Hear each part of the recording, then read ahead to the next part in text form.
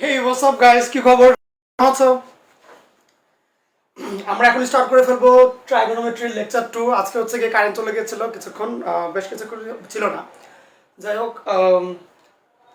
একটু ফ্রেন্ডসদেরকে মেনশন করে ফেলো, আমরা এখন স্টার্ট করে দিচ্ছি। ওকে, ট্রিকোনোমেট্রি লেকচার 2 এর আগে একটু আমাকে জানায় দাও যে আমাকে ঠিকঠাক মতো দেখতে পাচ্ছ কিনা, অ্যান্ড হচ্ছে আমার কথা শুনতে পাচ্ছ কিনা। ডেলি এসে একই ডায়লগ। যাই হোক, কোনো প্রবলেম টবলেম হচ্ছে না তো নাকি? একদম পারফেক্ট আছে। আমি একটু আগে পরে যখন দেখি কারেন্ট আসে না, কিন্তু আমি রেডি হয়ে এরকম ফুল অবসাদে বসে আছি, তখন হচ্ছে কি আমার কাছে মনে হলো তোমার সাথে একটু গল্প করা জরুরি। আমি রেডি করছিলাম যে হচ্ছে কি এখন লো লাইটে একটু গল্পই করি কতক্ষণ, যে কি অবস্থা, কে কেমন কি পড়াশোনা করছো, কার কি গাইডলাইন লাগবে এগুলো নিয়ে। বাট পরে হচ্ছে গিয়ে ভাবলাম যে আচ্ছা থাক, এখন হঠাৎ করে দেখি হচ্ছে কারেন্ট চলে আসছে। পরে থাক, ওইটা প্ল্যান ক্যান্সেল, ক্লাস শুরু করে ফেলি। ওকে, শুরুতেই বলে দিয়ে আছে ক্লাসটা অনেক মজার, ম্যাথগুলো অনেক বড় বড় না, ট্রিকগুলো আমি তোমাকে বলে দিব, তখন আর তো করে মিতি কঠিন লাগবে না। আমি একদম পাস্ট এক্সপিরিয়েন্স থেকে বলি, যতগুলো স্টুডেন্টই আজ পর্যন্ত পড়িয়েছি, তারা ত্রিকোণমিতি করার আগে যদি মানে ওদের এক্সপিরিয়েন্স জানতে চাই, যে হয়তো বা কলেজে করেছে বা বাসার টিচারের কাছে করেছে বা যে কারো আছে, ওরা যখন ইন্টারমিডিয়েট ত্রিকোণমিতি পড়ার শেষ, ওরা বলে ভাই এটা অনেক কঠিন, এটা মুখস্থ করা লাগে, কি দিয়েছে কি করতে হবে এটা বুঝি না। হ্যাঁ, উত্তর মালা জানি কেমনি কেমনে মিলায় ফেলে, বাট আমি এখন করবো কি, এটা তো মনে থাকে না আমার। ত্রিকোণমিতির ক্ষেত্রে এটা হচ্ছে গিয়ে সবচাইতে কমন প্রবলেম একটা, যে ত্রিকোণমিতি কারোই মনে থাকতে চায় না, যে কি করব, কেন হবে, মনে থাকতে কেন চায় না, তো মনে রাখতে চায়, ওই জন্য হয় এরকম। তো আরেকবার বলি কথাটা, সবাই যেটা চায় সেটা হচ্ছে মনে রাখতে, বুঝতে তো চায় না। এখন বুঝবে কই থেকে, এটা তো কোনো বাংলা কথা নাই। আচ্ছা, জাস্ট কতগুলো সাইন থিটা ট্যান থিটা ওগুলো দিয়ে কি কি ব্যাপার স্যাপার। আচ্ছা, তো আমি তোমাকে বাংলা কথা শিখাই দিব, বুঝছো? একটা কোয়েশ্চেন দেখলে তুমি উত্তর কেমনে বুঝবো, ওগুলো বাংলা কথা তোমাকে শিখাই দিব। আচ্ছা, তো ওই জন্য একটু শুরু থেকে মনোযোগ দিতে হবে। অঙ্ক খুবই মজাদার, অঙ্ক আজকে যা যা করাবো সবই মজাদার। নেক্সট ত্রিকোণমিতি পুরোটাই মজাদার একটা জিনিস, বাট তোমাকে ট্রিকটা ধরতে পারতে হবে, এবং আমি যেগুলো ট্রিক বলবো ওগুলো লিখে রাখবা, বুঝছো? তাইলে আর তোমাকে মুখস্থ করা লাগবে না ধরে ধরে। শুরুর দিকে আমারও মুখস্থই লেগেছিল, বাট পরে বুঝতে পারলাম যে ট্রিকটা আসলে এরকম। কারণ অধিকাংশ ম্যাথই হচ্ছে কি তোমার কেমন জানি মানে কোনো বাংলা কথা নাই, এবং তুমি যদি ভিতরের ফিলিংসটা না বুঝতে পারো, তাহলে না তুমি হচ্ছে কি ম্যাথ অ্যান্সার করতে পারবে না। ত্রিকোণমিতির সমস্যা হচ্ছে এখানে আর কি। তো ওই জন্য একটু খুব ভালো করে শুনতে হবে কথাগুলো। আশা করি গত ক্লাসটা মোটামুটি সবাই করে আসছে। গত ক্লাসে কি ছিল, যে তোমাকে একটা ত্রিকোণমিতিক অনুপাতের সামনে যে কোণটা দিবে, ওই কোণটা হচ্ছে বড় একটা অ্যাঙ্গেল দেয়, লাইক 320 ডিগ্রি, 2072 ডিগ্রি এরকম আর কি। তো তুমি যেটা করো এটা ওই ক্ষেত্রে, সেই ক্ষেত্রে আমরা যেটা করি, 90 এর গুণিতক আকারে ভাঙি, এবং গুণিতক যদি জোর হয় একভাবে করি, বিজোড় হলে আরেকভাবে করি, চতুর্ভাগ অনুসারে তোমার হচ্ছে গিয়ে চিহ্নটা বসায় দেয়। অমন আমরা করি কি, বড় কোণকে ছোট কোণে কনভার্ট করি। আমি তো আরেকবার বলি, যে ত্রিকোণমিতিক অনুপাতের ভিতরে একটা বড় কোণ দেওয়া থাকে, লাইক সাইন 320 ডিগ্রি, কস 556 ডিগ্রি এরকম। সেই ক্ষেত্রে আমরা বড় কোণ নিয়ে তো কাজ করতে পারি না, তো আমরা করি কি, ওইটাকে ছোট কোণে কনভার্ট করি। কেমনে? 90 এর গুণিতক আকারে, 90 এর গুণিতকের অংশটা বাদ চলে যায়, ভাগশেষটাই রয়ে যায় অ্যান্সার হিসাবে। ওকে, ওইটা শিখে আসছি গতকাল। আজকের ক্লাসে হচ্ছে কি ওইটারও কিছু ইউজেস থাকবে, কিছু ত্রিকোণমিতিক ধারা থাকবে, অনেক কিছু মিলে চ্যাপ্টার এ শেষ হয়ে যাবে, 7 এর এ যেটা। ওকে, আমি একটু ফাস্টে যাওয়ার ট্রাই করবো। বেশিক্ষণের লম্বা ক্লাস আমার নেওয়ার ইচ্ছা নেই, যত কম সময় তোমরা বুঝতে পারো ওইটাই আমার মেইন টার্গেট। অ্যারাউন্ড হচ্ছে গিয়ে 1.5 আওয়ার্স বা হচ্ছে 1.25 আওয়ার্স এরকম লাগতে পারে। ওকে, একটু মনোযোগ দিয়ে শুনো, 1 ঘন্টা 1.5 ঘন্টার মধ্যে দেখবা শেষ হয়ে যাবে। এবং যদি তুমি হচ্ছে গিয়ে মানে কম টাইমের মধ্যে বুঝতে পারো, তাহলে দেখবা ক্লাসের ডিউরেশন কমে যাবে। ওকে, শুরু করে ফেলি। ক্লাসের ডিউরেশন ডিপেন্ড করে তোমার কতটুকু মনোযোগ দিচ্ছ ওটার উপরে আর কি। আচ্ছা, তো ট্রাইগোনোমেট্রিক লেকচার 2 আমরা যেটা করছি, চ্যাপ্টার হচ্ছে গিয়ে 7 এর এ। লাস্ট ক্লাসে দেখে আসছি বড় কোণকে কেমন ছোট কোণ করতে হয়। 90 এর গুণিতক নেই, গুণিতক না পড়ে গুণিতকের অংশ বাদ, জাস্ট যে ভাগশেষ অংশটা থেকে যায় ওইটাই হয় আমার অ্যান্সার। আমরা আজকে ওইটারই কিছু ফার্দার টাইপের কাজকর্ম করব। সেই ক্ষেত্রে হচ্ছে গিয়ে প্রথম আমরা কি করছিলাম, ত্রিকোণমিতিক অনুপাত নিয়ে কাজ করছিলাম। তার টপিকটা কি ছিল, মান নির্ণয়।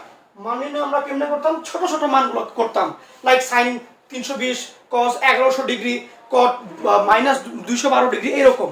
এরপরে লাস্ট দিন একটা ম্যাথ দেখে আসছিলাম, যেখানে 4টা মান একসাথে বের করতে বলে। আমরা করছিলাম মান নির্ণয়ের টাইপ, ওই মান নির্ণয় টাইপের ফার্দার ম্যাথগুলো আজকে শুরু করে দেই। বিসমিল্লাহির রহমানির রহিম। ওকে, 2 এর নাম্বারের কোয়েশ্চেন হচ্ছে, যা কিছু বলবো সবকিছু তোমার কাছে নতুনই মনে হবে, কারণ হচ্ছে গিয়ে কথাগুলো খুব কমই বলা হয় বাংলাদেশের ক্লাসগুলোতে। ত্রিকোণমিতি নিয়ে কথা, ত্রিকোণমিতি অনেক সবাই খালি ম্যাথ করাতে চায়, বাট আমার কাছে ম্যাথ করানোর খুব একটা মানে পছন্দসই না। যে কথাগুলো বলবো ওগুলো খুব মনোযোগ দিয়ে শুনিও, কথাগুলো দামি।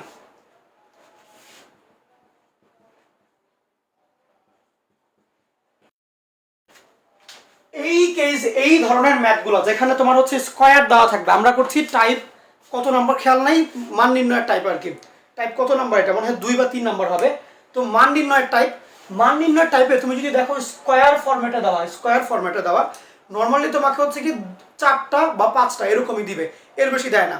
যদি তোমার স্কয়ার ফরম্যাটে থাকে সেই ক্ষেত্রে এটা কেস লিখে রাখো 2, আর আগেরটায় কেস লিখে রাখো 1। কেস 1 হচ্ছে জাস্ট ডাইরেক্টলি মান নির্ণয় করতে দেয়, কেস 2 তে হচ্ছে তোমাকে স্কয়ার বিশিষ্ট রাশি দিবে।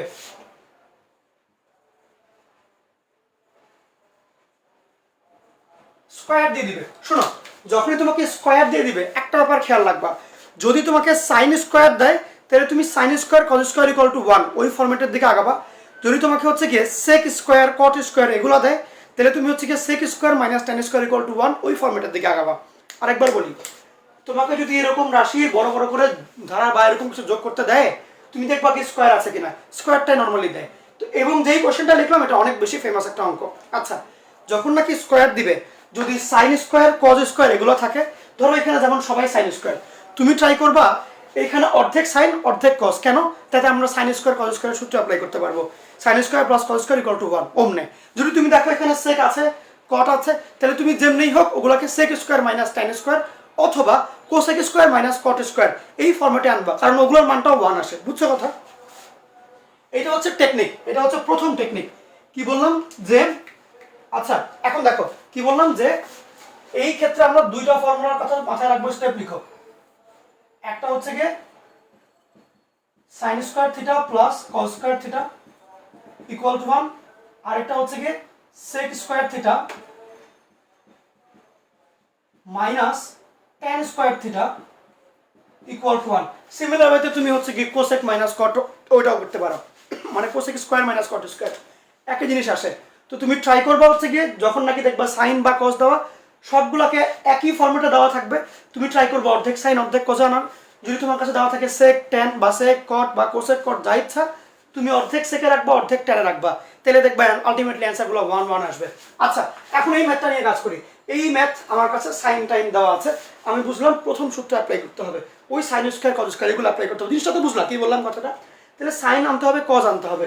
সাইন তো আমার আছেই, 4টা সাইন আছে, আমি যদি সূত্র অ্যাপ্লাই করতে চাই একটা সাইন একটা কজ লাগবে, আমার আছে 4টা, তাহলে এদের মধ্যে থেকে 2টা সাইন 2টা কজ লাগবে। হিসাব কি বুঝলা? 2টা সাইন 2টা কজ লাগবে, তাইলে আমি হচ্ছে কি 2টা সাইন আর 2টা কজ মিলিয়ে ঝিলায় 1 1 বানায় 2 বানায় নিতে পারবো, এরকম জিনিসটা আর কি। আচ্ছা, এখন আসি যে ভাই ম্যাথ কেমনে করে, আসো একটু ম্যাথের ব্যাপারটা দেখি। এই সমস্ত ম্যাথের ক্ষেত্রে তোমার প্রথম কাজ যেটা হয় যে লবকে তুমি হরের গুণিতক আকারে ভাঙবা। লব যেগুলো আছে এখানে দেখো তোমার ভগ্নাংশ দিয়ে দিবে, লাইক হচ্ছে গিয়ে 1/7, 5/14, 8/7, 9/14। স্টেপগুলো হচ্ছে গিয়ে লবকে হরের গুণিতক আকারে ভাঙতে হবে, লবকে হরের গুণিতক আকারে ভাঙবো। স্টেপটাই হচ্ছে, এটা হচ্ছে তোমার মেইন সূত্র, টার্গেট। টার্গেটটা হচ্ছে আমার এটা, এটা হচ্ছে আমার টার্গেট। আর স্টেপ যেটা যেটা পদক্ষেপ নিতে হবে সেটা হচ্ছে গিয়ে আমি লবকে হরের গুণিতক আকারে ভাঙবো, লবকে হরের গুণিতক আকারে ভাঙবো।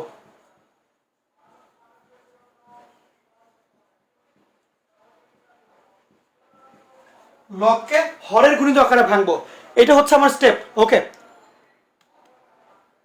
আশা করি দেখা যাচ্ছে। এখন ভাই কেমনে কি আসলে একটু দেখি।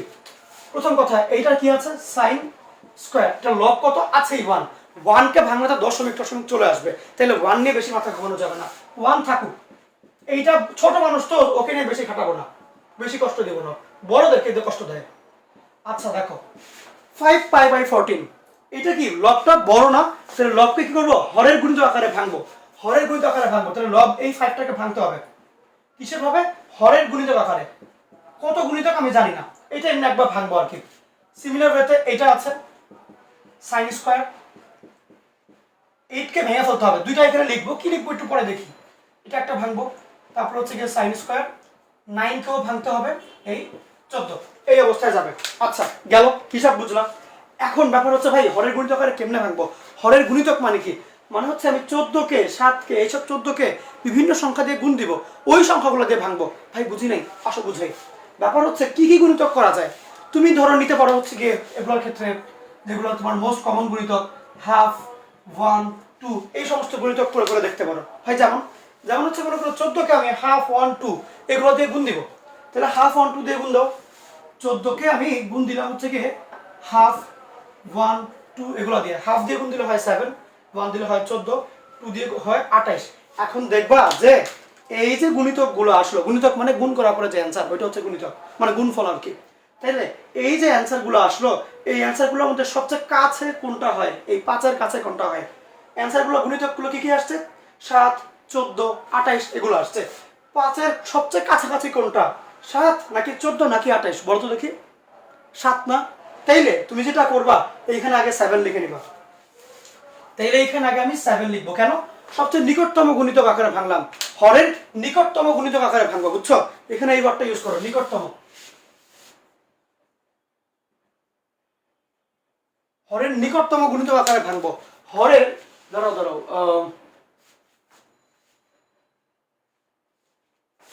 দাঁড়াও এখানে একটু কথার একটু আছে। এইখানে লেখো নিকটতম, মানে হচ্ছে গিয়ে লবের কাছাকাছি, যে লবের যে কাছাকাছি, লবের যে নিকটতম হরের গুণিতকগুলো আছে, হরের গুণিতকগুলোর মধ্যে যেটা লবের নিকটতম ওইটা দিয়ে ভাঙবো। তাহলে আমার এই তিনটার মধ্যে সবচেয়ে কাছে আছে 7, এই 7 দিয়ে ভাঙলাম। তাহলে ভাই বাকি 5 বানাইতে যা লাগে -2, শেষ।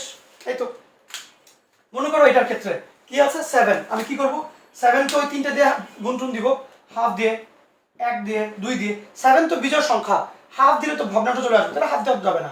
1 দিয়ে করি 7, 2 দিয়ে করি 14। এখন দেখবো আমার অ্যান্সার যেটা আসছে ওইটা এই গুণিতকগুলোর কোনটার কাছাকাছি আছে? আমার হচ্ছে 8। তাহলে এই 8 7-এর কাছাকাছি বেশি নাকি 14-এর কাছাকাছি বেশি? অবশ্যই 7-এর না। তাহলে তুমি এখানে লিখবা আগে 7, এরপরে তোমার যত অ্যাড করা লাগবে বা বিয়োগ করা লাগে এই 8 বাড়ানোর জন্য, যেমন এখানে 1 অ্যাড করা লাগবে এইভাবে। ওকে, সিমিলার ওয়েতে দেখো 14, সেক্ষেত্রে কি ওই হাফ 1 2 এগুলো দিয়ে গুণ দিব আমরা 14কে। আচ্ছা এখানে অলরেডি গুণ দেওয়া আছে, এই 7 14 28 আছে। আমার কি লাগবে? 9 লাগবে। এই তিনটার মধ্যে কোনটা সবচেয়ে কাছাকাছি? 7, তাই না? বলো। 14 তো অনেক দূরে, 5 দূরে, আর 7 2 কম, তাহলে 7 হচ্ছে কাছাকাছি। তাহলে এখানে আমি আবারও লিখবো 7, লিখলাম। এরপরে এরপরে হচ্ছে কি তুমি যা বানানোর জন্য মানে এইটা বানানোর জন্য যা এক বা বিয়োগ করা লাগে, তাহলে আমি এখানে বানাতে যাচ্ছি 9, 2 এক করে দিলাম, কাজ শেষ। দেখো পারবা কিনা। ক্লিয়ার?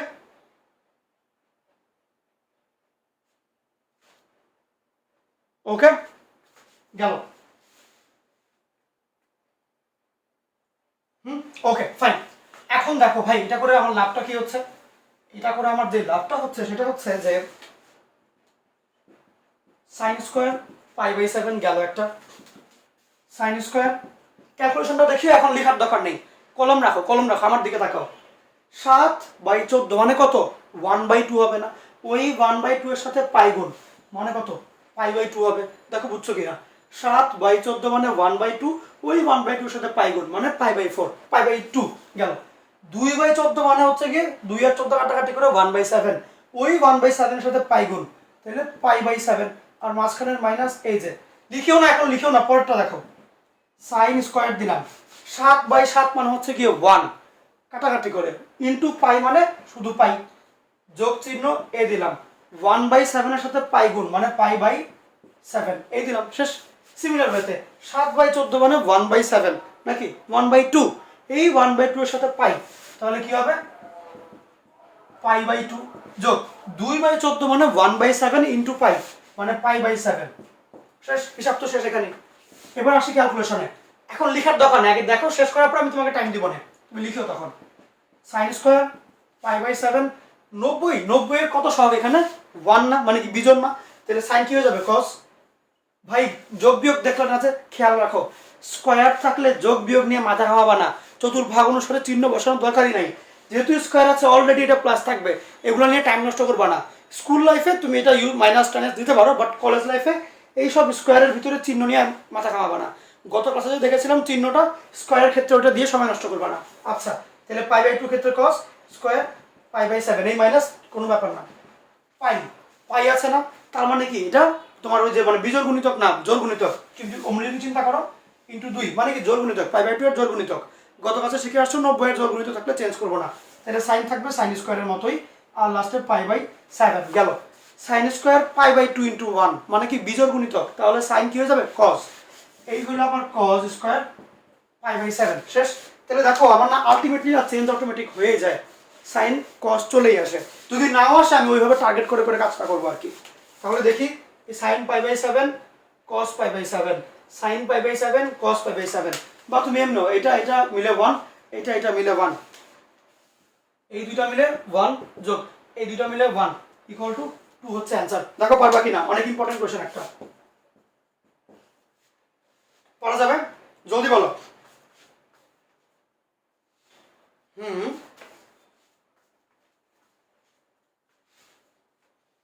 ক্লিয়ার?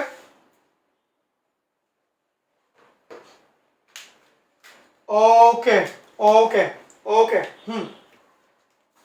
আচ্ছা এবার গেল। এখন আশা করি লেখা শেষ এতক্ষণে, আশা করি এতক্ষণে লেখা শেষ। আমি পুরোটা মুছছি না, তুমি নিচে লিখতে থাকো, সমস্যা নেই। পরের কোশ্চেনটা লিখতে থাকে আমি, তুমি অঙ্ক তুলো, তুমি অঙ্ক তুলতে থাকো। আমি যখন পারবো তখন কিছু লিখবা না, এখন অঙ্ক তুলো বসে বসে, সমস্যা নেই।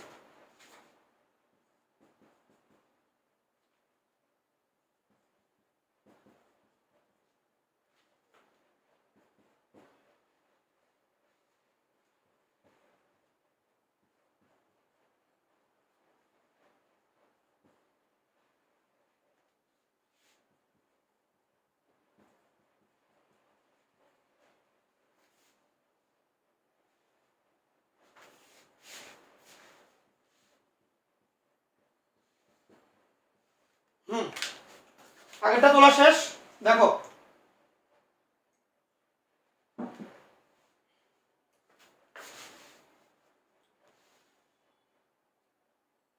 একজন জিজ্ঞেস করেছো কেউ একজনকে পড়াকে পড়া বলে। আচ্ছা এটা হচ্ছে গিয়ে তোমার যে ফেনী ভাষা আর কি, বুঝছো? এটা ওরা বলে পড়াশোনা, পড়াশোনা বলে ওরা, সুন্দরই লাগে শুনে। আসলে আঞ্চলিক ভাষা অনেক মজাদার জিনিস একটা, ওইটার কথা বলে যে মজা তুমি নর্মালি এমনি পাবা না, এটা অনেক ভালো জিনিস। আসলে বাংলাদেশে কেন জানি এই আঞ্চলিক ভাষাটাকে একটুই করা হয়, মানে সবাই একটু মজা করতে চায় বা ই করতে চায়, কিন্তু তুমি ইন্ডিয়ার ক্ষেত্রে দেখো ওরা কিন্তু প্রত্যেকটা এলাকার ভাষাগুলোকে খুব ভালো করে ফুটিয়ে তোলে। ওকে, তুমি দেখবা ধরো যে কোনো, তুমি যদি নাটক দেখো বা ই দেখো, মুভিগুলো দেখো, তুমি দেখবা যে ধরো গুজরাটিরা গুজরাটের ভাষায় কথা বলে, পাঞ্জাবিরা পাঞ্জাবের ভাষায় কথা বলে, মহারাষ্ট্রের মানুষ অন্য কথা বলে, মানে যে যে এলাকার ওরা খুব গর্বের সাথে বলে, ওইখানে কোনো ওরকম ওই জন্যই করে না। বাট বাংলাদেশে কেন জানি আঞ্চলিক ভাষাকে একটুই করে, মানে ছোট করতে চায়, বা হচ্ছে একটু বলে অমনে বলে পড়াশোনা বলে। বাট ওটাই তো ফিলিংস রে ভাই, তুমি যেটা বলে শান্তি পাচ্ছ ওইটার চাইতে মজা আর কোনটায় আছে বলো? কে কি মনে করলো কিছু যে আসে না, তোমার শান্তিটা আগে ইম্পর্টেন্ট, স্যাটিসফ্যাকশনটা ইম্পর্টেন্ট। দেখো এই অঙ্ক, ওকে, এখন বলছো হেও নজরে দেখা হয় না, হেও কিছু নেই আসলে, এটাই তো ভালো। সে যে কনফিডেন্ট তার ভাষা নিয়ে, এটাই তো ঠিক আছে। হ্যাঁ তোমার যখন নাকি খুব প্রয়োজন, একটা বড় মিটিং আছো তুমি, তখন তুমি খুব গুছায় সুন্দর করে তুমি যেমনে পারো বলো কি। বাট তুমি নর্মালি যখন কথা বলবা, এত দরকারটা কি তোমার এত ই করার, এত কিছু সুন্দর করার, এত তুমি তোমার যেটা পছন্দ, তুমি যেটা নিজের ভাষা, যেটা তুমি বলে শান্তি পাচ্ছ, ওইটা বললেই না ভালো আসলে। ওকে, তো আমার মনে হয় যে এই আঞ্চলিকতাটাকে মানে নষ্ট করা যাবে না, কারণ এগুলো কিন্তু একটা ভাষা, প্রত্যেকটা কিন্তু আলাদা আলাদা হবে। যে তুমি তো এই ধ্বনি বিপর্যয় মনে পড়েছিল তো, ব্যাকরণ বলে বইয়ে ছিল তো, বা এখনো তো আছে আর কি, ধ্বনি বিপর্যয়, এটা অনেক ইম্পর্টেন্ট একটা জিনিস। কারণ ধ্বনি যদি বিপর্যয় না হয় তাহলে তো একটাই আজীবন রয়ে যাবে। তো ওই ক্ষেত্রে তো তোমার এটা মানে কোয়ালিটি বাড়বে না আর কি। ওকে, কোয়ালিটি বাড়াইতে হবে। লাইক 1800 সালে ইংলিশ যেরকম ছিল, এখন তো ওই ইংলিশ ইউজ করি না, আমরা তো দায়ী ইউজ করি না। ওকে, বা ওইসব ওয়ার্ডগুলো তো আমরা ইউজ করি না। তো ওটা তো চেঞ্জ হইতেই হবে, স্বাভাবিক। তো আমরা যদি হঠাৎ করে একটা জায়গায় স্ট্রিক্ট হয়ে যাই, সেক্ষেত্রে তোমার যে এই যে একটা ফ্লো, ধ্বনি বিপর্যয়ের যে একটা ফ্লো, নতুন নতুন ল্যাঙ্গুয়েজ ক্রিয়েট করার যে একটা ফ্লো, এই ফ্লোটা নষ্ট হয়ে যায়। ওকে, আসো একটু ম্যাথ করি। এই ম্যাথটার দিকে তাকাও, সেক স্কোয়ার কট স্কোয়ার। যদি এই সমস্ত ফরম্যাট থেকে কি দেখতে হবে, আমার টার্গেটটা কি হবে? টার্গেটটা হবে সেক স্কোয়ার আর ট্যান স্কোয়ারে আনা। তাইলে আমার একটা সেক একটা ট্যান লাগবে, যখন নাকি এক জোড়া অনুপাত, তখন একটা হইতে হবে সেক, একটা হইতে হবে ট্যান। এইখানে কয় জোড়া? 2 জোড়া। তাহলে এখানে 2টা হইতে হবে ট্যান আর 2টা হইতে হবে সেক। কথা বুঝছো? অলরেডি 2টা সেক আমার কাছে আছে, তাহলে এই কটগুলোকে এনিহাও আমাকে ট্যানে কনভার্ট করতে হবে। হিসাব বুঝছো কিনা দেখো, এগুলো মুখস্থ করা যাবে না। তুমি টার্গেটটাকে দেখবা যে স্কোয়ার আছে, স্কোয়ার থাকলে এই সমস্ত সূত্রে ফেলার জন্য আমাকে দিচ্ছে স্কোয়ার, আদারওয়াইজ স্কোয়ার দিবে কেন? তার কি ঠেকা পড়েছে তোমার হচ্ছে কি চিহ্নটাকে বাদ দিয়ে দেওয়া? কারণ চিহ্ন তো একটা চিন্তা করে আনতে হয়, একটা চতুর্ভাগ হিসাব করতে হয়। তো টিচার তো চাবে তোমাকে ডিস্টার্ব করতে, তো পরীক্ষায় কি করে তোমাকে খুব কড়া জাজমেন্ট করতে যাবে। সেই ক্ষেত্রে সেই স্কোয়ার দিয়ে তোমার হচ্ছে চতুর্ভাগের হিসাবটাই রাখলো না, তো হইলো না। সেই ক্ষেত্রে উনি চাবে স্কোয়ারগুলো রাখতে। তো ওই জন্য যেটা ব্যবস্থা করে যে উনি চাপে তো চতুর্ভাগ রাখতে স্কোয়ার তাহলে দিল কেন? এই সূত্রের জন্য। তাহলে সূত্র অ্যাপ্লাই করতে হলে দুইটা ট্যান লাগবে আমার। তাহলে আমি কটকে কেমন ট্যান বানাবো? π/2 আইনে ট্যান বানাবো। আমি যদি কটের ভিতরে π/2 আনতে পারি, লাইক 1 × π/2, 3 × π/2, মানে বিজোড় × π/2 আনতে পারি, তাহলে কট হবে ট্যান। তাহলে আমার মেইনলি এদেরকে চেঞ্জ করতে হবে। কিন্তু ব্যাপার হচ্ছে ভাই, এই সমস্ত কোণগুলো তো বড় বড় কোণ, ওদেরকে আমরা একটু ছোট করার ট্রাই করবো। যেমনি পারি একটু ছোট করার ট্রাই করবো আর কি। কারণ এই এত বড় বড় লবগুলো নিয়ে কাজ হয় না। স্টেপ পাইতে হচ্ছে গিয়ে লবকে হরের যে গুণিতক, ওটা নিকটতম গুণিতক আকারে ভাঙবো, বুঝছো? হরের নিকটতম গুণিতক আকারে ভাঙবো। সেটা হইতে পারে 1/2, হইতে পারে 1, হইতে পারে 2, আরও যে কোনো কিছুই হইতে পারে। আমার মেইন কথা হচ্ছে কি π/2 আনার জন্য যা যা করা লাগে আর কি। আসলে কি, তো প্রথম অঙ্ক এখানে যে প্রথম পার্ট, এখন লেখার দরকার নেই, এখন এত করে তো মনে হয় তোলা শেষই। এখন তুমি প্লিজ কিছু লিখিও না, আমি তোমাকে টাইম দিব। তুমি প্লিজ কলমটা খাতার থেকে মানে হাত থেকে রাখো, যে দেখো আমি কথাগুলো কি বলি। আমার এখানে সেক স্কোয়ার গেল, সেক স্কোয়ার গেল, নিচে 17, তাও বুঝলাম। উপরে কি করতে হবে? এই 14কে ভাঙতে হবে, পাইব মাইনাস সেক স্কোয়ার, এইখানে 17, উপরে ভাঙতে হবে পাই, মাইনাস কট স্কোয়ার, এখানে পাই দিব, এখানে 34, মাইনাস কট স্কোয়ার, এখানে পাই দিব, এখানে 34 গেল। খুব ভালো করে দেখে এবার এই জায়গাটা, খুব মনোযোগ দিয়ে। এখন কিন্তু কিছু লিখবা না, সময় থাকলেও লিখো না। দেখো কথাগুলো শোনো, মাথায় সেট করে ফেলো, তাহলে বাসায় বেশিক্ষণ পড়া লাগবে না। কিন্তু আমি যখন কথা বলবো তখন লিখলে বাসায় আবার সব নতুন নতুন লাগবে, আবার ভিডিও দেখতে হবে। দেখো আমার আছে 17 হর, আমার উপরের লবটাকে ভাঙতে হবে, গুণিতক করে করে ভাঙবো। 17কে আমি অর্ধেক দিয়ে গুণ দিব, 1 দিয়ে গুণ দিব, 2 দিয়ে গুণ দিব, কোনটা আমার বেটার হয়। এই জিনিসগুলো এখন আর তোমার লেখা লাগবে না, তুমি তো এখন মনে মনে করতে পারবা। 17 একে 17, 17 দুগুণা 28, তাহলে আমার অ্যান্সার আসলো একটা 17, একটা আসলো 28। 14-র কাছাকাছি কোনটা? 17-ই কাছাকাছি থাকে।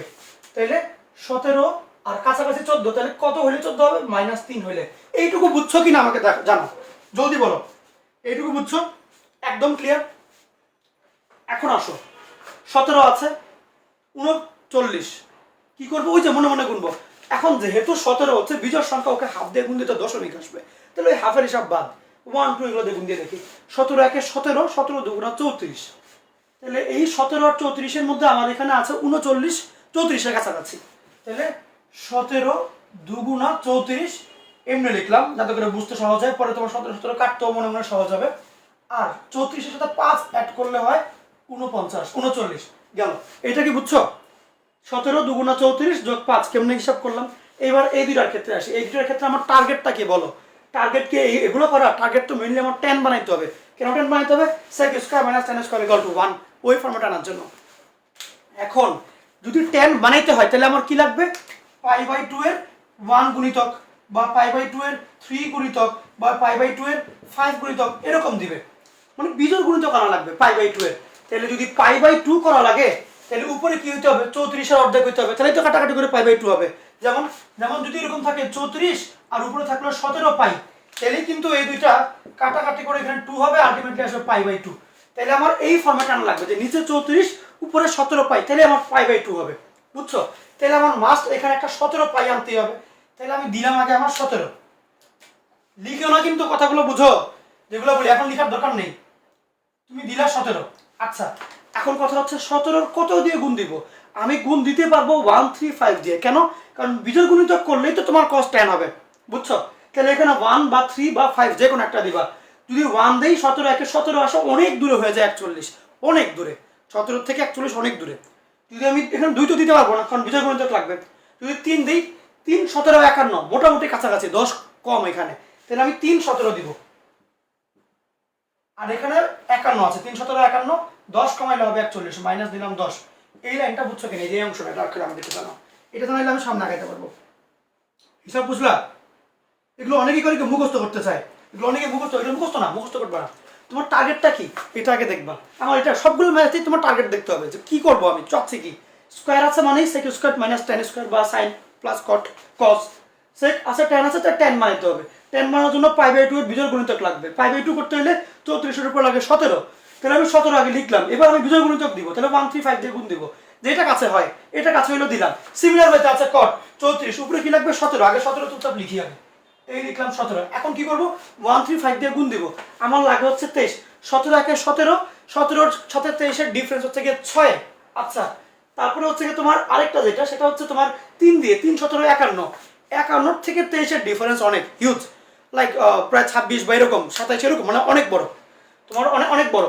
তো 20-30-এর মতো হয়ে যায়। তো সেই ক্ষেত্রে 17 একে 17 করলেই কাছাকাছি আসে, 6 ডিফারেন্স আছে। তাহলে আমি যে 1 দিলাম, বিজোড় কেন দিলাম না, কারণ জোর কেন দিলাম না, তাহলে তো আমার চেঞ্জ হবে না, তাই বিজোড় দিচ্ছি। গেল 17 একে 17, আর কত অ্যাড করতে হবে, 6 অ্যাড করতে হবে, দিলাম 6 অ্যাড করে। এই লাইনটুকু বুঝছো কিনা বলো? এইটুকু বোঝা ক্লিয়ার? এখন লেখার দরকার নেই, আগে আগে দেখো বুঝছো কিনা। এইটুকু ক্লিয়ার। এরপর আমি ইচ্ছা করলেই মুছে দিতে পারি,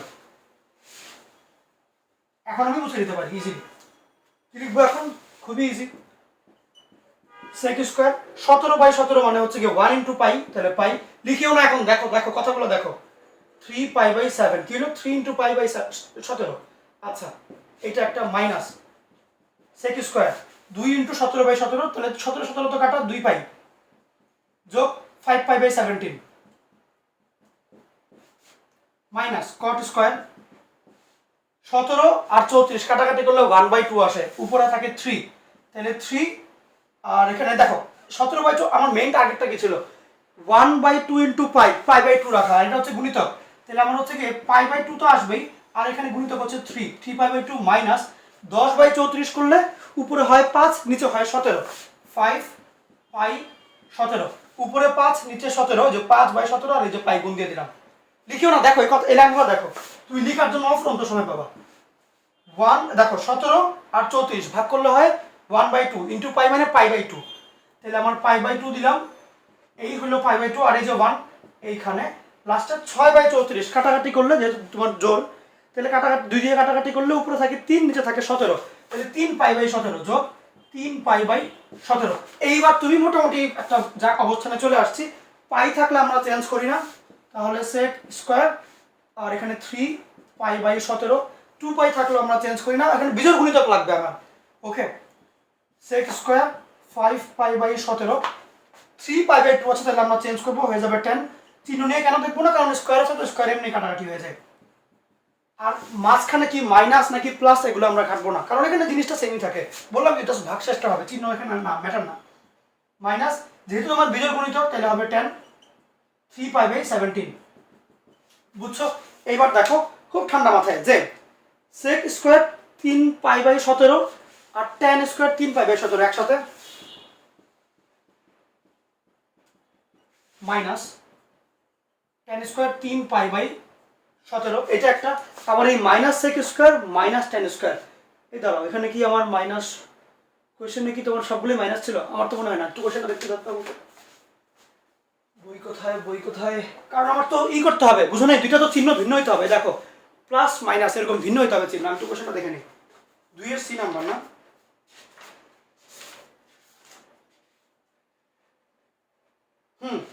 প্রথমটা যে এটা প্লাস ছিল, কোয়েশ্চেন একটু প্লাস দিয়ে নাও।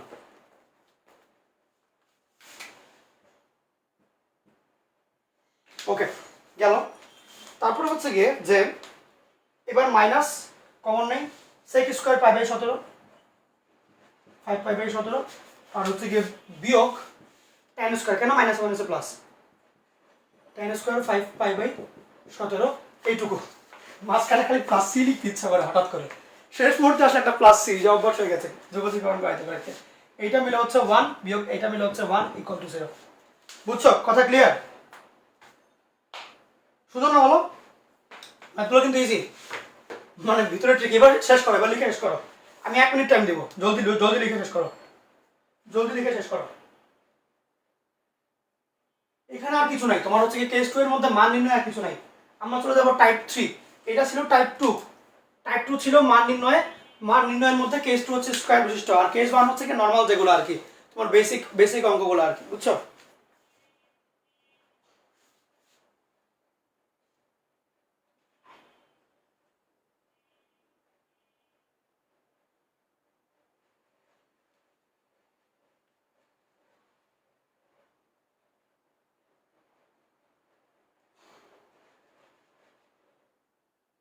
ওকে, ক্লিয়ার, লেখা শেষ। একটা বার সামারি করে দেবো, ঠান্ডা মাথায় দেখো, sec square minus sec square, cot square minus cot square, আমি দেখলাম এখানে স্কোয়ার আছে সবগুলোর মধ্যে, টার্গেট হবে হচ্ছে গিয়ে সাইন স্কোয়ার প্লাস কস বা সেক স্কোয়ার মাইনাস টেন। যেহেতু এখানে সেক বিশিষ্ট, তাহলে আমি দ্বিতীয় সূত্রের দিকে যাব। এইটা আমার টার্গেট, এটা বানাইতে হবে, sec square minus tan square আনতে হবে।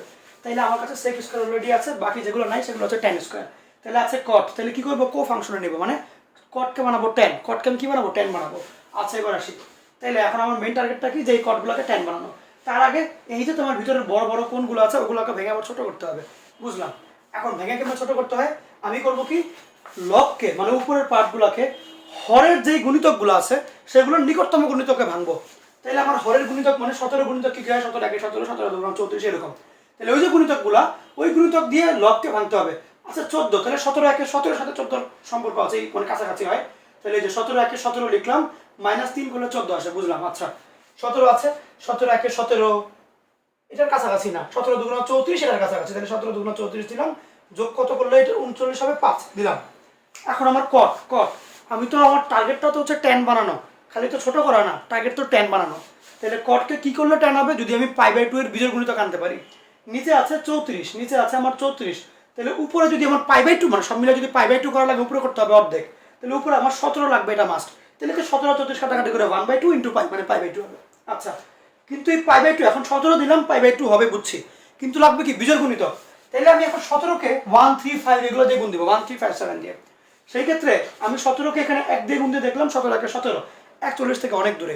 17 দুগুণও তো করতে পারবো না, বিজোড় গুণিতক হবে না। তাহলে 17 3 17 51, মোটামুটি 41-এর কাছে, তাহলে লিখলাম 3 17 51 বিয়োগ 10, ওকে গেল। তারপরে এই ক্ষেত্রে কি 23 বানাইতে হবে, তাহলে 17 একে 17, 17 3 17 51 মনে করতে হবে। তো 51 আবার এটা থেকে অনেক দূরে হয়ে যায়, 3 17 51, তাহলে 17 একে নিলাম, 23-এর কাছাকাছি। আচ্ছা হইলো, এইবার এই 17/17 মানে পাই, এই 17/17 মানে হচ্ছে কি 1, আর এই 2 পাই, এই যে আসলো। তারপরে বাকিগুলো তো আমি লিখে দিব, 5 π/17 এগুলো তো বুঝতে পারো। 3 17 17 এটা কাটাকাটি করে π/2, এই যে পাই 17 আর 34 কাটাকাটি করে π/2 × 3 লিখলাম, পাই 17 34 π/2 × 1 লিখলাম। এইবার সেক এর সামনে পাই থাকুক আর যাই থাকুক, মানে যেহেতু তোমার π/2 বিজোড় কিছু নাই, সেই ক্ষেত্রে সেকের সামনে দিয়ে এটা বসাই দিলাম, গেল। সেক স্কয়ার এটা বসাই দিলাম, গেল। এখানে π/2 এর বিজোড়, তাহলে দিলাম 10 বসাই দিলাম, গেল। π/2 এর বিজোড়, তাহলে দিলাম আমি 10 বসাই দিলাম, গেল। এবার sec square minus tan square লিখলাম, ইকুয়াল টু কত 1, কখন, যখন নাকি এই কোণগুলো সমান সমান হবে। আচ্ছা এরপরে আবার মাইনাস কমন নিয়ে এই দুইটাকে ভিতরে বসাই দিলাম। তারপর দেখলাম sec square minus tan square এবং কোণগুলো সেম, তাহলে সেই ক্ষেত্রে সেটা হলো 1, 1টাই যে লিখলাম এই যে 1, তাহলে এটার জন্য যে 1 বিয়োগ এটার জন্য যে 1 ইকুয়াল টু 0। কথা ক্লিয়ার? ওকে ওকে ওকে ওকে, আমি একটু এবার সামনে আগাই, একটু মনোযোগ দিয়ে শুনলে রিপিটটা করতে হয় না, বুঝছো? তাহলে সময়টা বোঝা যায়। যেমন নাকি এই এতক্ষণ আর একটা ম্যাথ করাই ফেলতে পারতাম, পরে তোমরাই বলো যে ক্লাসের ডিউরেশন ভাইয়া অনেক বেশি, এই সমস্যা সেই সমস্যা। যাই হোক একটু মনোযোগ দিয়ে শুনতে হবে, কেমন? ওকে, এখন আমি এবার আসি এরপরের ম্যাথে। এবং হচ্ছে যখন নাকি আমি লিখবো তখন, মানে যখন নাকি আমি কথা বলবো তখন তুমি কিছু লিখবা না, কথাগুলো ইম্পর্টেন্ট। লেখা তো এগুলো সমাধান বইতে পাবা তুমি, লেখা সব জায়গায় আছে, বাট কথাগুলো দামি, কথাগুলো ইম্পর্টেন্ট। ওকে ওকে ওকে ওকে ওকে ওকে, একদম ক্লিয়ার নাকি? আসি এবার টাইপ 3, টাইপ 2 মান নির্ণয়, এটা কেস টু স্কয়ার বিশিষ্ট শেষ। টাইপ 3 তে যাবো, টাইপ 3। টাইপ 3 লিখো ধারা,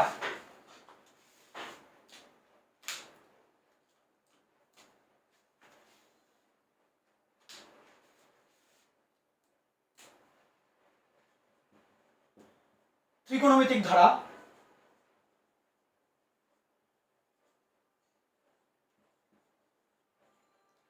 ত্রিকোণমিতিক ধারার মধ্যে কেস 1 হচ্ছে যোগাত্মক ধারা।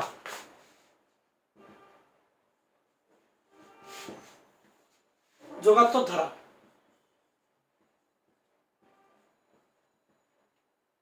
বা সমান্তর ধারা ওই একই, মানে যোগ করে করে আর কি।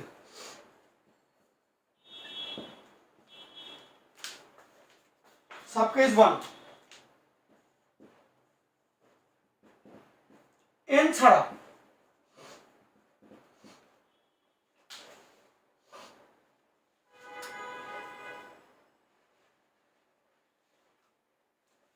স্টেপ লিখবো, কিছু জায়গা রাখো স্টেপ লেখার জন্য, ধরো 4 লাইন জায়গা রাখো, এরপরে কোশ্চেন লিখো।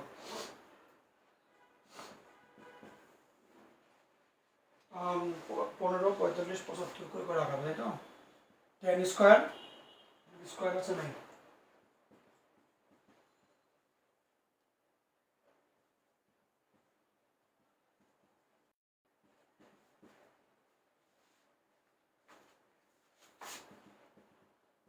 জলদি জলদি। ওকে, এটা হচ্ছে আমার কোয়েশ্চেন। ওকে গেল, কোয়েশ্চেন তোলা মোটামুটি শেষ। এতক্ষণ কিছু বুঝাই নেই, এখন তো তুমি তুলেছেই মনে হয়। আচ্ছা, এবার আমরা ম্যাথ করব। ম্যাথের আগে একটি স্টেপটা তোমাকে লিখে দিই। এই ধরনের ম্যাথের ক্ষেত্রে প্রথম স্টেপ যেটা, সেটা হচ্ছে গিয়ে দশমিক মানে যেগুলো ডট ডট দাও তুমি সবগুলো লিখবা, সবগুলো লিখবো, সবগুলো আমি রাশি লিখবো।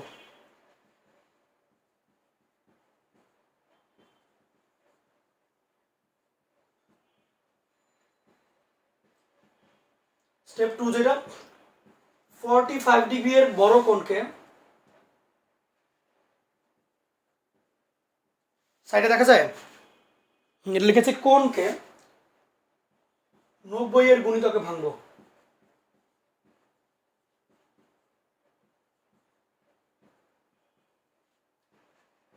স্টেপ 3 হচ্ছে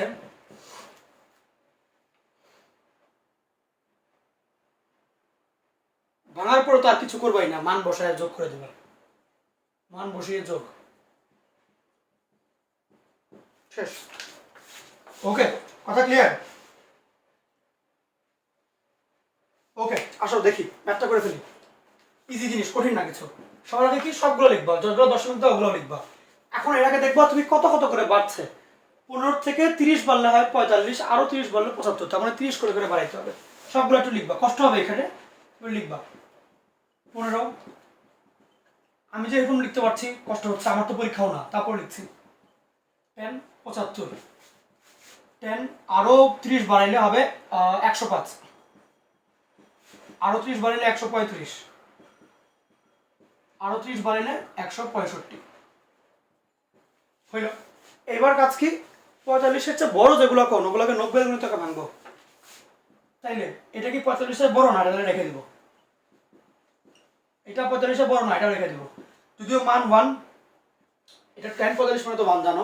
এটা কি 45-এর বড়? ইয়াস, এটা 45-এর বড়। তাহলে এটাকে আমি হচ্ছে গিয়ে ই করবো, 10 90 গুণিতকে ভাঙবো। তাহলে 90 গুণিতকে ভাঙতে হলে কি করতে হবে, 1 ইন্টু 90, আর এখানে কত ডিফারেন্স, 15 ডিফারেন্স, প্লাস 15 নাকি মাইনাস 15, এটা 90 থেকে এটা 15 বেশি। তাইলে 1 ইন্টু 90 যোগ 15 ডিগ্রি, এগুলো ডিগ্রি লিখো, সব জায়গায় ডিগ্রি লাগবে। আচ্ছা, তারপরে এটা 90 থেকে এটা 60 বেশি। এটা যদি 90 থেকে তোমার 15 বেশি হয়, তাহলে এটা আরো 30 বেশি, মানে 45 বেশি। তাহলে 10 1 ইন্টু 90 যোগ 45, এটা তো আরো 30 বেশি। বা এখানে এমনি করা যায়, তুমি যদি 90 গুণিত আকারে যাও, 90 একে 90 এর কাছাকাছি না, 90 দুগুণে 180, ওটার কাছাকাছি। এটা গুণিত আকারে তুমি এখন বুঝছোই, মনে মনে গুণবা, অ্যান্সারগুলোর সাথে ডিফারেন্স দেখবা, যেটা কাছাকাছি ওইটার মধ্যে বসাই দেবা। 90 একে 90 অনেক দূরে, 90 থেকে 90 দুগুণে 180, 180 কাছাকাছি হয় এটা। তাহলে লিখবো এরকম করে, যোগ 10 90 দুগুণে 180 বিয়োগ 15। ওকে, দেখো দেখা যাচ্ছে মনে হয়। এবার আসি, 10 15 মান আমি জানি না, যোগ 1 বসাই দিলাম। 90 এর বিজোড় গুণিতক মানে হয়ে যাবে কট, বিয়োগ আবার হচ্ছে গিয়ে 15। একটু যদি চতুর্ভাগটা আমি দেখি, চতুর্ভাগটা এখন দেখতে হবে কারণ স্কোয়ার নেই, বুঝিও। 10 একবার গেল 90 ডিগ্রি, আবার বিয়োগ 15, মানে আবার ব্যাক করে, বিয়োগ মানে ব্যাক করে। বিয়োগ মানে কি, ঘড়ি কাটার দিকে ঘুরলে বিয়োগ, বিপরীত দিয়ে গেলে যোগ, তাই তো? জানো তো এগুলা, ধনাত্মক কোণ ঋণাত্মক কোণ। যদি এই দিকে আগায় তাহলে ঋণাত্মক, মাইনাস থাকলে ঘড়ির কাটার দিকে ঘড়ির মতো যাবে, প্লাস থাকলে ঘড়ির উল্টা দিকে যাবে। তাহলে 90 কি আছে, প্লাস 90, তাহলে ঘড়ির কাটার দিকে গেল, উল্টা দিকে গেল। এই যে আগে উল্টা দিকে গেল 90 ডিগ্রি, তারপরে বিয়োগ 15, তাহলে আবার একটুখানি এদিকে এক্সট্রা আসলো। এখন এখানে আছে, এখানে 10 পজিটিভ, তাহলে দিলাম প্লাস চিহ্ন।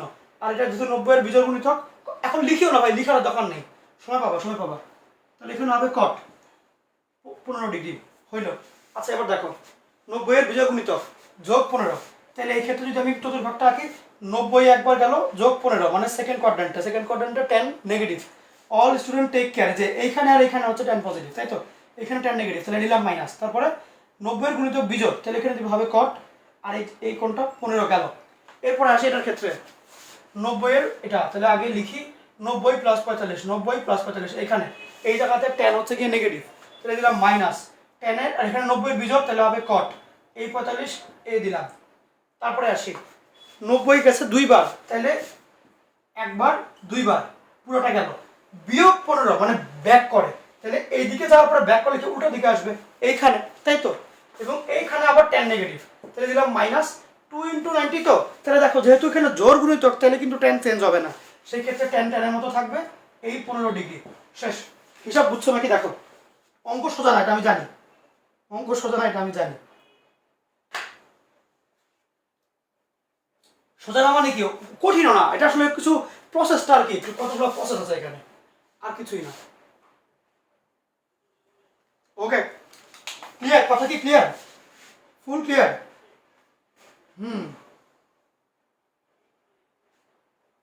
একটু কমেন্ট করে জানাও। গেল? তাহলে এইবার তো আমার জন্য কাজটা খুবই সহজ হয়ে যায়। কেমনে কি? প্রথম হিসাব হচ্ছে গিয়ে tan 15 - tan 15 কাটা, cot 15 - cot 15 কাটা, cot 45 হচ্ছে 1, তাহলে আলটিমেটলি এইখানে একটা 1 থাকে, বিয়োগ 1 = 0। আশা করি বোঝা শেষ। অঙ্ক কিন্তু ইজি, এগুলো পরীক্ষা আসে কিন্তু, যদি এর না দেয় তাহলে তুমি নর্মাল নিয়ম না আগায় যাবে।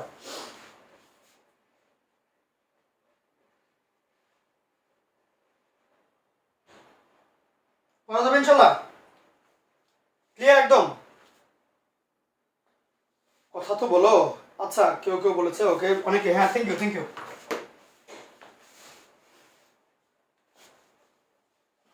তোমার লিখো, সমস্যা নেই। আমি যখন পড়াবো তখন কিছু লিখবা, তাহলেই হবে। 1-এর জি নাম্বার।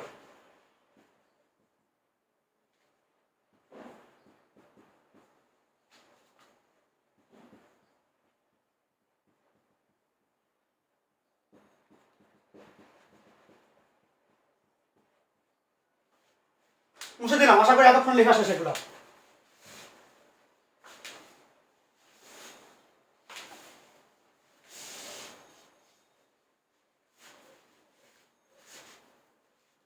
ওকে, গেল তাহলে?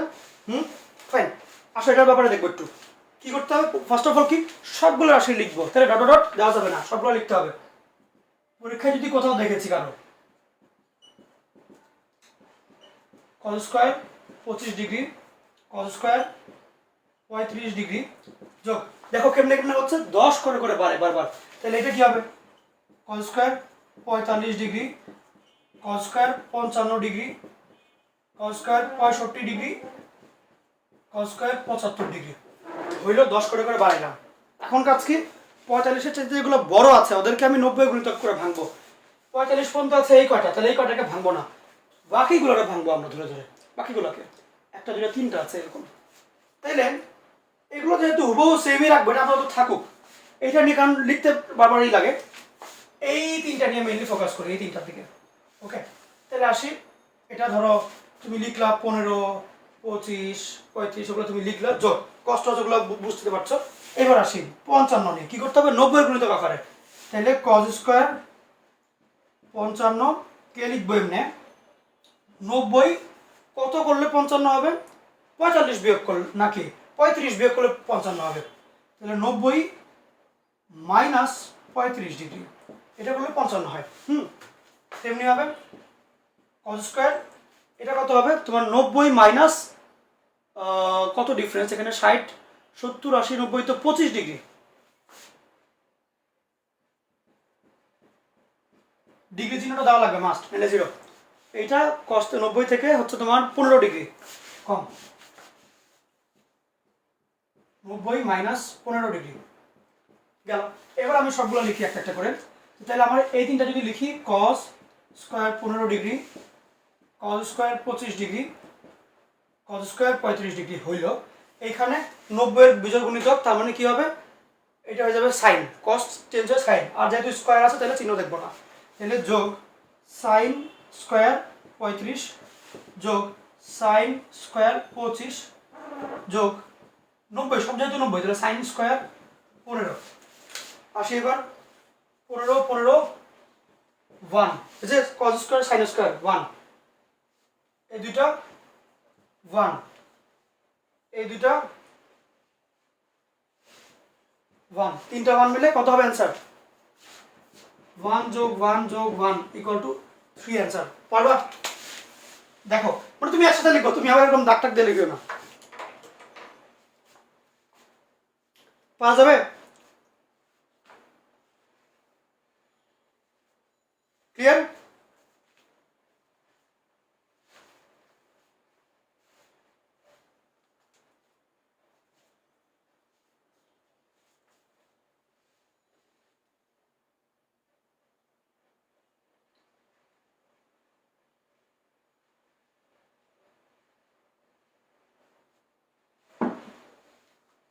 আমার কমেন্টে এখন বিয়ে শাদী চলে না তোমাদের? এই যে অঙ্ক টঙ্ক দেখাচ্ছে এটার কোনো ইন্টারেস্ট নাই, মানে বিয়ে শাদী করতে হবে আর কি কমেন্টের মধ্যে, নাকি? কি জীবনে রে, লকডাউনে সব কিছু। আচ্ছা 7/2 হবে, কেন আমি কোথাও কিছু মিস দিলাম নাকি? কস কি 45 দিনেই মনে হয় নাকি? দাঁড়া দেখি তো, কিছু মিস গেল? 45-এর পরে 45, আচ্ছা 45 দিইনি, এক্স্যাক্টলি, থ্যাংক ইউ। এটা কে বলেছো? ওটা 45টা আমি দিইনি, এটা দিতে ভুলে গেছি। এখানে একটু 45 অ্যাড করে নিও, প্লাস কস 45, এই যে আছে স্কোয়ার আছে, তাহলে কস 45 যেহেতু রয়ে গেল, এটা একটু লিখে ফেলে তাহলে কস স্কোয়ার 45। দেখো কস 45 মানে 1/√2, ওটার স্কোয়ার করলে হাফ, তাহলে তোমার হচ্ছে কি 3 যোগ হাফ আসবে, মানে হচ্ছে কি 7/2 আসবে। ধন্যবাদ, অনেকে আমাকে এটা খেয়াল করিনি আমি তখন লেখার সময়, আমি তো এই যে বাদ চলে গেছে তো খেয়াল দেখিনি আর কি। আচ্ছা থ্যাংক ইউ। ওকে, এখন আসি ম্যাথের দিকে। আগে ম্যাথ দেখো, এইটা তাহলে গেল। এবার সাবকেস বাউন্ড ছিল n ছাড়া, যদি তোমাকে n সহ দিয়ে দেয় তাহলে তুমি কি করবা? যদি n সহ দিয়ে দেয়, লিখা তো মনে হয় শেষ, এটা অনেকক্ষণ ধরেই সবাই যেহেতু সবকিছু বুঝতে পারছো আশা করি। দেখো তোমাকে যদি n দিয়ে দেয়, n বলতে বোঝাচ্ছে হচ্ছে যে কোনো ধরো ধনাত্মক পূর্ণ সংখ্যা বা এরকম, ওকে? যদি n সহ দিয়ে দেয়, n সহ, সেই ক্ষেত্রে তুমি যেটা করবা,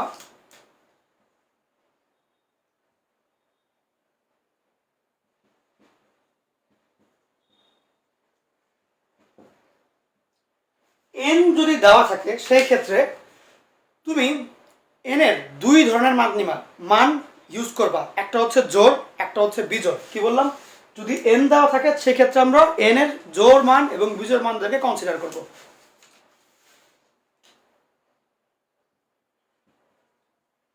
জোড় ও বিজোড় n কনসিডার করব, ওকে? ক্লিয়ার? এখন কথা হচ্ছে কি, সেক্ষেত্রে স্টেপ কি সেম না? স্টেপ সেম না, কারণ এখানে সবগুলো রাশি লেখা যাবে না, তুমি জানোই n এর মান কত, জাস্ট n দিয়ে দিও, প্রশ্নের মধ্যে n দেওয়া থাকবে, প্রশ্নে n দেওয়া থাকবে। ভাই কোশ্চেন কিরকম? কোশ্চেনগুলো ইজি। 4 নাম্বার কোশ্চেন, আমাকে একটু বইটা নিতে দাও, তোমাদের বই 4 এতে হচ্ছে কি তোমার sin x যোগ sin পাই প্লাস x যোগ sin 2 পাই প্লাস x যোগ যোগ তোমার হচ্ছে গিয়ে বলেছে যে এরকম করে করে করে করে n+1 তম পদ পর্যন্ত, এটা কোয়েশ্চেন, ওকে? এখান থেকে বলবো তোমাকে যোগফল নির্ণয় করতে, ধারার যোগফল, এটার যোগফল নির্ণয় করো। কোয়েশ্চেন হচ্ছে কি যোগফল কত,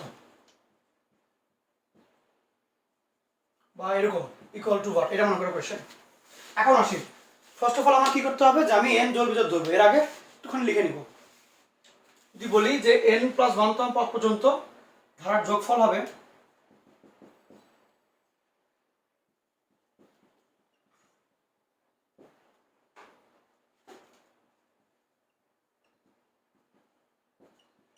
যোগফল, মনে করো আমি হচ্ছে ধরে নিলাম যে সামেশন অফ যে n+1 তম পদ পর্যন্ত, মানে n+1 তম পদ পর্যন্ত যোগফল সামেশন s, ওকে? তুমি এমনি না লিখলেও চলবে, সমস্যা নেই, আমি জাস্ট লিখলাম, কাজ সহজ যাতে হয় ওই জন্য। তাহলে তুমি এমনি দিবা sin x sin পাই প্লাস x sin যোগ হবে 2 পাই প্লাস x যোগ করে করে করে করে করে sin, দেখো n+1 তম পদ পর্যন্ত দিতে বললো, এটা মনে করো 1, এটা 2, এটা 3, এরকম করে যেতে থাকবে। দেখিও যখন নাকি 1 থাকে তখন পাইয়ের কোনো সহগ নাই, পাই নাই, তাহলে পাইয়ের সহগ কত? 0। তাহলে প্রথম পদে পাইয়ের সহগ 0, দ্বিতীয় পদে পাইয়ের সহগ 1, তৃতীয় পদে পাইয়ের সহগ 2। তাহলে দেখো যততম পদ পাইয়ের সহগ 1 কম, দ্বিতীয় পদ পাইয়ের সহগ 1 মানে 1 কম আসছে, 3 নম্বর পদ সেই ক্ষেত্রে পাইয়ের সহগটা হচ্ছে 2 মানে 1 কম আসে। তাহলে যদি বলি যে n+1 নাম্বার পদ, তাহলে পাইয়ের সহগ কত হবে? 1 কম মানে n পাই আসবে। এই কথাটা বুঝো কিনা দেখো। কেন? কারণ হচ্ছে গিয়ে যত নাম্বার পদ যেমন 1 2 3 পাইয়ের সহগটা 1 কম করে থাকে, 0 1 2 মানে 1 করে কম যায়, বুঝছো? 3 নম্বরের সহগ 2, 4 নম্বরে কত থাকবে? সহগ থাকবে 3। তাহলে n+1 এ কত থাকবে? n। কেন n+1 দিলাম? n+1 তম পদ পর্যন্ত। কেন মিটিয়ে নিচ্ছি? কোয়েশ্চেন এটা বলা, বুঝছো? কথা ক্লিয়ার? এটা হচ্ছে একটা ব্যাপার গেল। ওকে, এখন শোনো, মনোযোগ দিয়ে শুনিও। এইবার আমি করব কি, এটার হিসাবটা করে ফেলবো। কেমনে করে হিসাব? যে মনে করো sin x লিখবা, এটা হচ্ছে কি পাই প্লাস, পাই মানে 180 প্লাস সাইন হচ্ছে কি 1 আর 2 এ পজিটিভ, বাকি সব জায়গায় নেগেটিভ। তাহলে এখানে গেলে নেগেটিভ আসবে। তাহলে হচ্ছে কি তোমার মানে মাইনাস সাইন x, এটা গেলে তোমার হচ্ছে গিয়ে প্লাস, এটা দেখো 2 পাই প্লাস, তাহলে কি একটা পাই দুইটা পাই প্লাস মানে ফার্স্ট কোয়াড্র্যান্টে। তাহলে হচ্ছে কি তোমার এখানে প্লাস সাইন x, আবার minus sine x, plus sign x, এরকম করে যেটা থাকবে, বুঝছো? লাস্টে সবগুলো এরকমই আসবে, মানে minus sine plus sign minus sine plus sign এমনি যাবে। এখন কথা হচ্ছে গিয়ে যে এইটা মনে করো এরকম করে করে ধরো তোমার এটা n তম পদ পর্যন্ত যাবে, n+1 পদ পর্যন্ত এমনি যাবে। এখন কথা হচ্ছে তুমি চিন্তা করে দেখো, এটা ফার্স্টে এমনি তুমি লিখবা, হিসাব তো বুঝলাম। এখন শোনো, তুমি একটু খেয়াল করে দেখো, তুমি যদি প্রথম পদ নাও, তাহলে প্রথম পদ জাস্ট একটা পদ তুমি নিলা, তাহলে আমার অ্যান্সার করতে হবে, যদি ধরো n এর মান ধরো 1, অনলি 1, n এর মান হচ্ছে 1, n এর মান যদি 1 হয় তাহলে আমার অ্যান্সার কত আসবে? Only sine x। যদি n এর মান 2 হয় তাহলে sine x minus sine x মানে 0। n এর মান যদি 3 হয়, এই তিনটা, n এর মান যদি 3 হয় এই তিনটা, সেই ক্ষেত্রে আমার অ্যান্সার কত আসবে? তোমার হচ্ছে গিয়ে 1 মানে শুধু শুধু সাইন x, এই দুটো তো 0 সাইন x। যদি 4 হয় তাহলে 0। এমনি এমনি আগাচ্ছে। দেখো এসব বুঝো কিনা আমাকে জানাও আগে, যে আমি যদি n এর মান মানে কি নিব ওটার উপর ডিপেন্ড করবে। n এর মান যদি তোমার 1 হয় তাহলে একরকম, তারপর হচ্ছে 2 হইলে আরেক রকম, এরকম হচ্ছে। আমি যখন নাকি একটা পদ নেই, পদ নেই একটা পদ নিলে আমার অ্যান্সার আসে সাইন x, দুইটা পদ নিলেই অ্যান্সার আসে 0, তিনটা পদ নিলে এই দুটো তো 0 থাকে সাইন x, চারটা নিলে আসে 0। তাহলে যখন আমার পদ সংখ্যা জোর হচ্ছে তখন অ্যান্সার আসে সাইন x, বিজোড় হইলে 0, জোর হইলে সাইন x, বিজোড় হইলে 0, এমনি এমনি যাচ্ছে। পদ সংখ্যা জোর হইলে সাইন x, বিজোড় হইলে 0। দেখো এটা বুঝো কিনা, এই লাইনটা থেকে দেখো, যদি আমি এক পদ নেই সাইন x আসবে, দুইটা যদি কনসিডার করি তাহলে 0 হয়ে যায়, 3 নাম্বারটা পর্যন্ত কনসিডার করলে এই দুটো মিলে 0, একটা থাকে সাইন x মানে 3 নাম্বারও সাইন x, 4 নাম্বার পর্যন্ত নিলে 0। তার মানে তুমি জোড়তম পদ নিলে হচ্ছে গিয়ে 0 থাকবে, আর হচ্ছে গিয়ে বিজোড়তম নিলে হচ্ছে সাইন x থাকবে। হিসাব কি বুঝছো? কথা কি ক্লিয়ার? ওকে, তাহলে আসি, পদ সংখ্যা জোড় হলে 0, বিজোড় হলে সাইন x। পদ সংখ্যা জোড় হলে 0 আর বিজোড় হলে সাইন x। এখানে পদ সংখ্যা জোড় হলে যোগফল ইকুয়াল টু 0, পদ সংখ্যা বিজোড় হলে যোগফল ইকুয়াল টু সাইন x। ওকে, তাইলে পদ সংখ্যা জোড়, পদ সংখ্যা কত? n+1, তাহলে n+1 যখন নাকি জোড় তখন হচ্ছে যোগফল তোমার হচ্ছে কি 0। তাহলে n+1 যদি জোড় হয় তখন আমার n+1 ইকুয়াল টু 0, বা n+1 জোড় হলে এটা, আর যদি এখানে n+1 বিজোড় তাহলে n+1 হচ্ছে সাইন x। এখন কথা হচ্ছে কি দেখো, আমাকে তো দেখতে হবে কি n কনসিডার করতে হবে। তাহলে আমি যদি এই যে আমার দেখো যখন নাকি n+1 জোড়, তাহলে n মানে কি বিজোড় হবে না? কেমনে দেখো, দুইটা সংখ্যার যোগফল জোড় আসতে হইলে, ধরো এটা যদি 1 হয়, এটা মনে করো 2 হইলে কি জোড় হবে? হবে না। কিন্তু 3 হইলে 3 আর 1 4 জোড় হয়, 5 হইলে 5 আর 1 6 জোড় হয়। মানে n যখন বিজোড় তখন n+ জোড়। সুতরাং n বিজোড় হলে S N plus one zero, আর এখান থেকে উল্টোটা হবে যেহেতু এক বেশি, তাহলে এন জোর হইলে S N plus one sine x.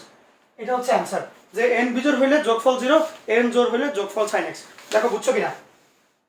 ওকে, কথা ক্লিয়ার? এটাই অ্যান্সার, যে এন জোর হলে যোগফল জিরো, এন বিজোড় হলে যোগফল সাইন এক্স। ক্লিয়ার? না ক্লিয়ার হলে আমাকে বলো, আমি বুঝাই দেবো আরেকবার। এই জায়গাটা কি বুঝছো কিনা? এই জায়গাটা আমি একটু কম সময় বুঝেছি, যে দুইটা সংখ্যার যোগফল জোর হইতে হবে, একটা হচ্ছে ওয়ান। তাহলে তুমি চিন্তা করে দেখো, এক ঘর স্টেপ করে করে তো যায়, জোর বিজোড় জোর বিজোড়, তাহলে যোগ করা মানে এক ঘর গিয়ে জোর হইলো, তাহলে আগেরটা নিশ্চয়ই বিজোড় ছিল, ওকে এই জন্য বিজোড়। আবার এক ঘর আগে বিজোড় হয়ে গেল, তাহলে আগেরটা নিশ্চয়ই এখানে বিজোড় জোর ছিল, জোর যোগ এক করলে তো বিজোড় আসবে। বুঝছো তো? ক্লিয়ার? জোর যোগ এক করলে বিজোড় হয়, আবার বিজোড় যোগ এক করলে জোর হয়। তাহলে যেহেতু এটা জোর হয়েছে যোগ এক করার পরে, নিশ্চয়ই এটা আগে বিজোড় ছিল, বিজোড় যোগ এক করলে তো জোর হবে, ওই জন্য লিখলাম এন বিজোড়। আবার কিছু একটা যোগ এক করলে বিজোড় হয়, নিশ্চয়ই আগে জোর ছিল, জোর সংখ্যা যোগ এক করলে তো বিজোড় আসবে। লাইক 4 + 1 করলে তো 5 হয়, 3 + 1 করলে তো 4 হয়। যদি মানে ব্যাপারটা ওইরকম আর কি, যে আমি চাচ্ছি বিজোড় সংখ্যা, তাহলে 5 7 8 মানে 5 7 9 এগুলো আসতে হবে, এক কমা দিলে কি হবে, জোর হয়ে যাবে না? ওইরকম। বুঝছো? ক্লিয়ার?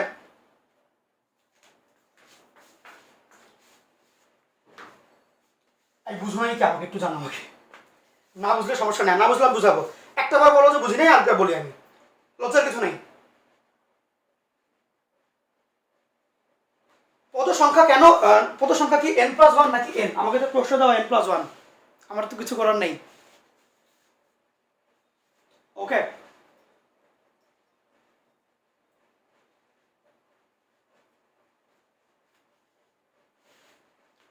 কোয়েশ্চেন ক্লিয়ার তো? Answer clear?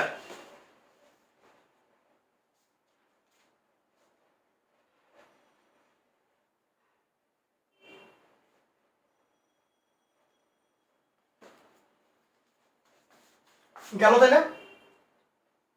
আর কোনো কোয়েশ্চেন? পদ সংখ্যা আচ্ছা, জিরো কি অড নাকি ইভেন? জিরো হচ্ছে কি তোমার, এটাকে তো ইভেনই ধরতে হবে তোমার, যদি সিরিয়াল মেনটেন করো আর কি। ওই ক্ষেত্রে যদিও একটা আমরা বিপদে পড়ে যাই, কারণ জিরোকে কি ধরবো, বাট যদি তুমি সিরিয়ালটা দেখো তাহলে তোমাকে ইভেনই ধরতে হবে। ওকে, সবাই বুঝছো? আর কোয়েশ্চেনে হচ্ছে পদ সংখ্যা তোমার হচ্ছে কি n+1 দেওয়া কোয়েশ্চেনে, আমার তো কিছু করার নেই। ওকে, পদ সংখ্যা n+1 দেওয়া, এই আশা করি বুঝছো। ওকে, আমরা এরপর সামনে আগাই, এটা গেল 4 এর নাম্বার। 4 বি নাম্বারটা যদি দেখি, 4 বি নাম্বারটা সেম, এটা তোমরা করার ট্রাই করবা হুবহু। 4 বি নাম্বারে ইভেন হচ্ছে কি এটা বলেই দেওয়া, এখানে n+1 তোমার পদ বলে নাই, দেওয়া n পাই, মানে এইটা দেওয়া এক লাইন ওটা আরো কম, ওইটা সহজ, ওই জন্য ওইটা এখন দেখাচ্ছি না, মানে এটা বুঝলে ওইটাও পারবা আর কি। 4 বি। ওকে, 4 বি গেল। সি পর্যন্ত একই, 4 এ বি সি সেম জিনিস, 4 এ বি সি সেম জিনিস, বুঝছো? 4 এ বি সি সেম জিনিস, আমি তারপর সিটা তোমাকে করাই দেবো এখন। তাহলে বি পাবো তো, বি হচ্ছে সবগুলোই কস দিয়ে এন্ড জায়গা মতো হচ্ছে কি n+1 তোমার পদ না বলে ওরা বলে দিয়েছে হচ্ছে কি cos, যেটা এরকম cos x cos pi plus x cos 2 pi plus x cos n pi plus x, এইটা দেওয়া কোয়েশ্চেনে ইকুয়াল টু কত। তাহলে তুমি কি করবা, তুমি এখানে এটা আগে একবার লিখবা, এরপরে এখানে বিপদে পড়বা, লিখবা যে হচ্ছে কততম পদ পর্যন্ত, তারপরে আসবে যে তাইলে যদি আমার n এর মানগুলো তুমি দেখবা যে একটা নিলে আসে cos x, দুটো নিলে আসে 0, তিনটা নিলে আসে cos x, চারটা নিলে আসে 0, তাইলে আমার পদ সংখ্যা যদি আমি 1 3 5 7 এরকম নেই, তাইলে আমার হচ্ছে cos x একটা এক্সট্রা হয়ে যায়, সেক্ষেত্রে অ্যান্সারটা cos x ই আসে। ওকে, তাহলে আমার যদি বিজোড় পদ সংখ্যা নেই, বিজোড় পদ পর্যন্ত নেই, তাহলে আমার অ্যান্সার হবে তোমার হচ্ছে গিয়ে cos x, আর জোড় পদ নিলে অ্যান্সার হবে হচ্ছে গিয়ে 0। তো ওইখান থেকে আনবা, তাহলে n এর n+1 যদি অন্য নেই, বুঝছো তো, হুবহু আগের ম্যাথটা এটা। 4 সি নাম্বার আমরা যাবো এখন। 4 সি নাম্বারটা খুব সুন্দর অঙ্ক, এইটাই বলে দেওয়া আছে tan থিটা, এটা একটু ডিফারেন্ট। tan এটা তোমার হুবহু আগেরটাই, পাই প্লাস থিটা অন্য যাবে, tan n পাই প্লাস থিটা পর্যন্ত, এখানে থিটা ইউজ করেছে আর কিছু না। আচ্ছা, এখানে n এটা হবে 2, তারপর হচ্ছে গিয়ে tan n পাই প্লাস থিটা। অঙ্কগুলো একা একা করতে তোমার কষ্ট হবে, বুঝছো, কারণ তোমার খেয়াল থাকবে না কি হচ্ছে না হচ্ছে, কেমনে হইলো এটা বুঝবো না, ঝামেলা হবে। একটু আমার সাথে সাথে শেষ করে ফেলো, এখানে তোমার পরে মুখস্থ মুখস্থ লাগবে, এগুলো মুখস্থ অঙ্ক না, এগুলো বুঝার অঙ্ক, পুরোপুরি বুঝার অঙ্ক। যা যা তখন বললাম ক্লিয়ার তো নাকি? আচ্ছা এখন দেখো কথা হচ্ছে কি, যদি তোমাকে 10 10 10 এরকম দেয় তাহলে তুমি কি করবা?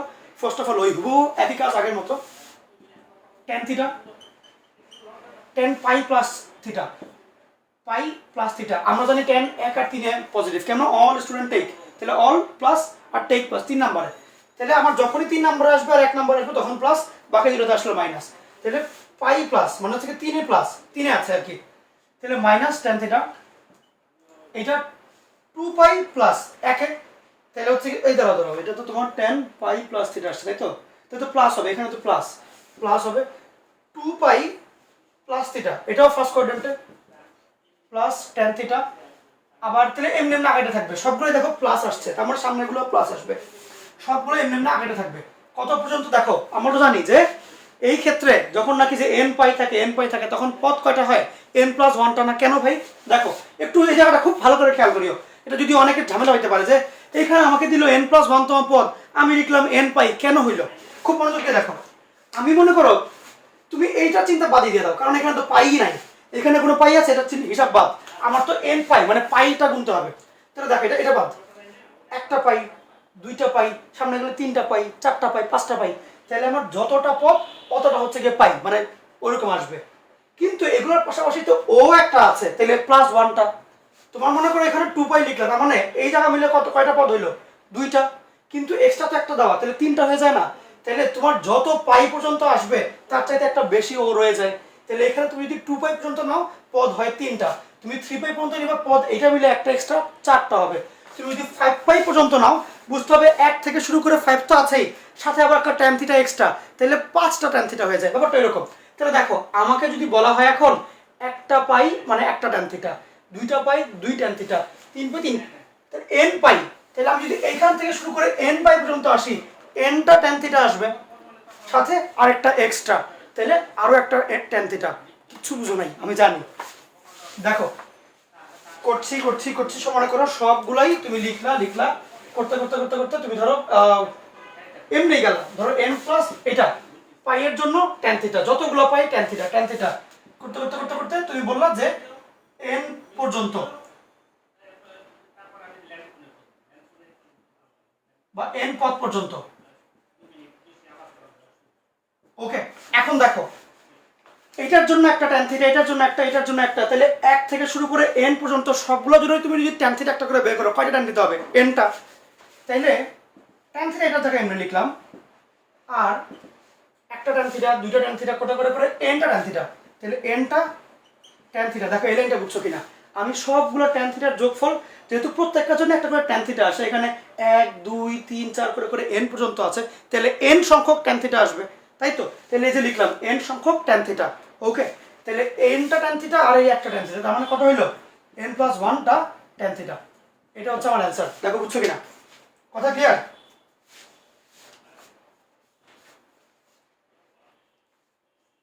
এটা এমনি বুঝবা যে এটা n তম পদ তুমি লিখতে পারো, n তম পদ পর্যন্ত।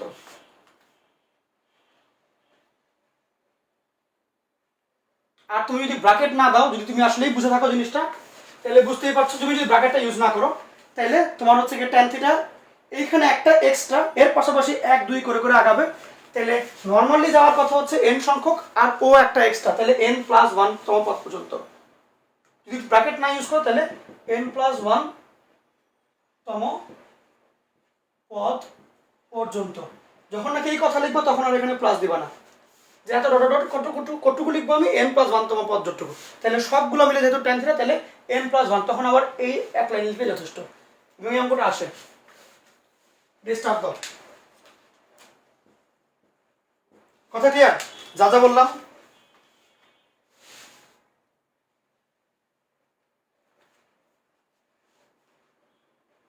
ওকে, ক্লিয়ার আছো?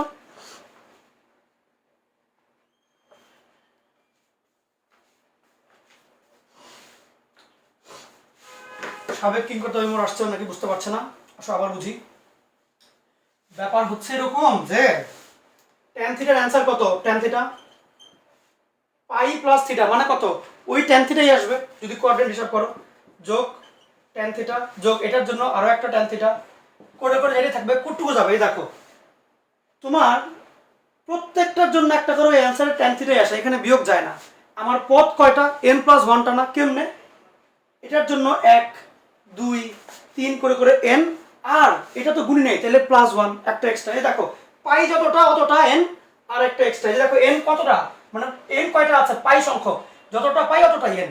পাই এখান থেকে স্টার্ট হলো, একটা পাই দুইটা পাই করে করে nটা, তাহলে ওটুকু হচ্ছে কি nটা 10 আর এখানে আরেকটা, তাহলে n+1টা, তাহলে n+1 তম পদ পর্যন্ত। তাইলে সব মিলে আমার tan থিটা কয়টা আসলো n+1টা না, এই লিখবা n+1 সংখ্যক tan থিটা। বুঝছো? দেখো এবার ক্লিয়ার কিনা।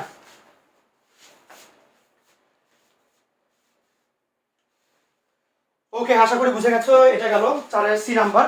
4-এর ডি নাম্বারটা ইম্পর্টেন্ট, ইঞ্জিনিয়ারিং আসতে পারে। 4-এর ডি নাম্বার তুমি যদি এক লাইনেও লিখে ফেলো ম্যাথ তোমাকে ফোন নাম্বারই দিবে, তুমি বুঝতে পারলেই হলো।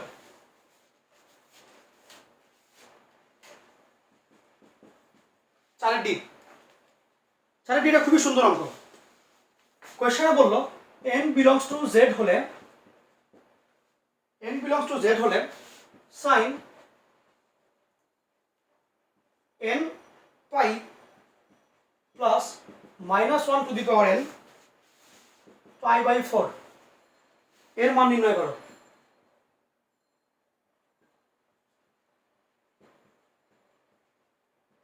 এটার মানটা নির্ণয় করতে হবে। তাহলে কেমনে কি করবো? জিনিস দেখেই সবার মাথার ঘুম হারাম হয়ে যায় আর শরীর খারাপ খারাপ করা শুরু করে এটা দেখে। অমন আমারই কিছুই নাই, n দেওয়া থাকবে যেমন দেওয়া আছে n, জোড় আর বিজোড় n কনসিডার করবো। জোড় মানে কি, লাইক হচ্ছে গিয়ে ধরো 2n, বিজোড় মানে কি 2n+1 বা 2n-1, তুমি যেটাই ধরো না কেন। তাইলে খুব ভালো করে বুঝিও, একটা সংখ্যা কখন জোড় হবে, যখন নাকি সেটা 2-এর কোনো গুণিতক, লাইক 2n বা 2m এরকম।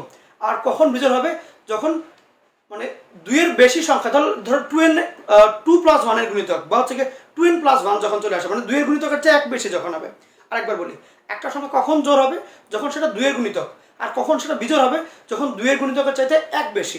তাইলে আরেকবার বলি কথাটা, একটা সংখ্যা কখন জোড় হবে, যখন সেটা 2-এর গুণিতক, আর কখন বিজোড় হবে, যখন 2-এর গুণিতকের চাইতে 1 বেশি। ওকে, তাইলে এবার আমি ধরে নিচ্ছি যে যদি ধরি n হচ্ছে গিয়ে জোড়, কি ধরবো, জোড় আর বিজোড় তো ধরবো, অমনি তো করতে হবে সবগুলো। হ্যাঁ, তাহলে ধরি n জোড়, সুতরাং n equal to 2m। m কেন আনলাম ভাই, এখানে তো আমরা ছোটবেলায় তুমি করে আসছো যখন নাকি ইন্টারে ছিল হায়ার ম্যাথে, জোড় বিজোড়ের ক্ষেত্রে ধরো সংখ্যা 2m বা 2n+1, মনে আছে তো, এগুলো ছিল একটা চ্যাপ্টারে। আচ্ছা, এই ক্ষেত্রে যেহেতু অলরেডি n আছে, আমি তো n ধরতে পারবো না, তাই m ধরলাম। যে n যদি জোড় হয়, n ইকুয়াল টু হচ্ছে 2m, n ইকুয়াল টু হচ্ছে 2m, সেই ক্ষেত্রে যেখানে তোমার ওই m বিলংস টু z দিয়ে দিবা। আচ্ছা, এটা কি ধরি এখন, সুতরাং তাহলে এবার তুমি এটার মান বসা দিবা এখানে। সুতরাং sin n pi plus -1 to the power n π/4, এটার জায়গায় যেটা আসবে sin ইন্টু n এর মান কত এখানে 2m, তাহলে 2m, আর এই যে পাই -1 to the power 2m into π/4। আমরা জোড়ের জন্য একবার করবো, বিজোড়ের জন্য আরেকবার করবো, দুইটার জন্য দুই ধরনের অ্যান্সার আসে। আচ্ছা, এখন কথা হচ্ছে sin 2m পাই মানে পাই ইন্টু জোড়, জোড় পাই আছে। আরেকবার বলি, 2m মানে কি জোড় না, 2m মানে তো জোড়। তাহলে তুমি যদি 2m নাও দাও তাও মিলবে, তাও উত্তর মিলবে, সমস্যা নেই। জাস্ট দেখায় রাখছি তোমাকে আর কি, জাস্ট দেখায় দিলাম যে 2m ইন্টু পাই। তো তুমি ধরো আমার তো পাই দিয়ে তো হিসাব হয় না, হিসাব হয় 90-এর গুণিতক কত। তাহলে আমি যদি এটাকে এমনি লিখি, সাইন ধরো এখানে π/2 আনতে চাই, তাহলে আবার একটা 2 দিয়ে গুণ দিতে হবে, 4m যোগ -1 টু দি পাওয়ার। আচ্ছা, এখানে একটা কথা বলি যে 2m মানে কি জোড় সংখ্যা না, তো -1 পাওয়ার জোড় হলে কত হয় 1, তাহলে এটা আমি এইটুকুর ভ্যালু 1 লিখতেই পারি অটোমেটিক, π/4 গেল। এখন কথা হচ্ছে গিয়ে যে π/2 এর সহগটা কত, কত দিয়ে গুণ হচ্ছে, 4-এর গুণিতক না, এটা তো 2-এর গুণিতক হলেই জোড় হয়, 4 দিয়ে গুণ দিলে তো অবভিয়াসলি জোড়ই হবে। তাহলে এটা কি জোড় গুণিতক, তাইলে সাইনের গুণিতক হচ্ছে গিয়ে জোড়, সাইনের গুণিতক হচ্ছে গিয়ে জোড়, তাহলে এইটার তাহলে কি চেঞ্জ হবে, সাইন থাকবে সাইন। আর আরেকটা কথা যে এইটা ধরো যে কোনো একটা যদি রাশি হয়, তাহলে 4 গুণিতক না, 4 গুণিতক মানে কত 4, 8 16 এমনি এমনি আগাবে, তাই তো? যেহেতু 4 গুণিতক কোনো রাশি, তাহলে তুমি চতুর্ভাবে যদি চিন্তা করো যে 4 গুণিতক, তার মানে কি 4 বার কত কি যাবে, π/2, 4 বার যাচ্ছে, তাহলে π/2 একবার, মানে পুরো 4 বার গেল, আবারও 4 বার, আবারও 4 বার, আবারও 4 বার, প্লাস সামথিং, মানে ফার্স্ট কোয়াড্রেন্টে আসবে। মানে তুমি যেই এমই চিন্তা করো না কেন, সবগুলোই হচ্ছে গিয়ে আমি ওদিক দিয়ে খুলে দিচ্ছি, সবগুলোই হচ্ছে গিয়ে তোমার π/2 এর 4 গুণিতক, 4 গুণিতক, তাহলে 4 বার করে করে যাবে, গিয়ে আবার কই এসে পড়বে, ওই ফার্স্ট কোয়াড্রেন্টে এসে পড়বে।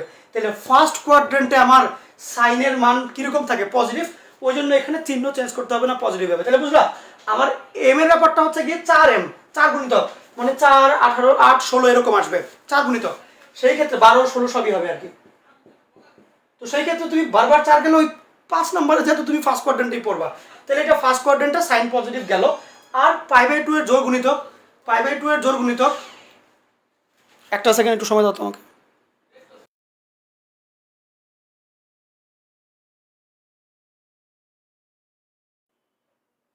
ওকে, এখন আসি যে তাহলে আমার ফার্স্ট কোয়াড্রেন্টের সাইনটা হচ্ছে পজিটিভ, এরপরে জোড়, তাহলে সাইন সাইনই থাকবে π/4, দ্যাট ইজ অ্যান্সারটা হচ্ছে 1/√2। কথা কি ক্লিয়ার নাকি ভেজাল আছে, তাড়াতাড়ি বলো, বুঝছো? ক্লিয়ার? এরপরে আসি, এরপরে হচ্ছে গিয়ে যদি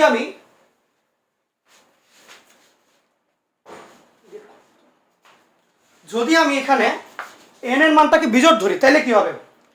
ধরি n হচ্ছে গিয়ে বিজোড়, ধরবো আমি হচ্ছে গিয়ে n বিজোড়,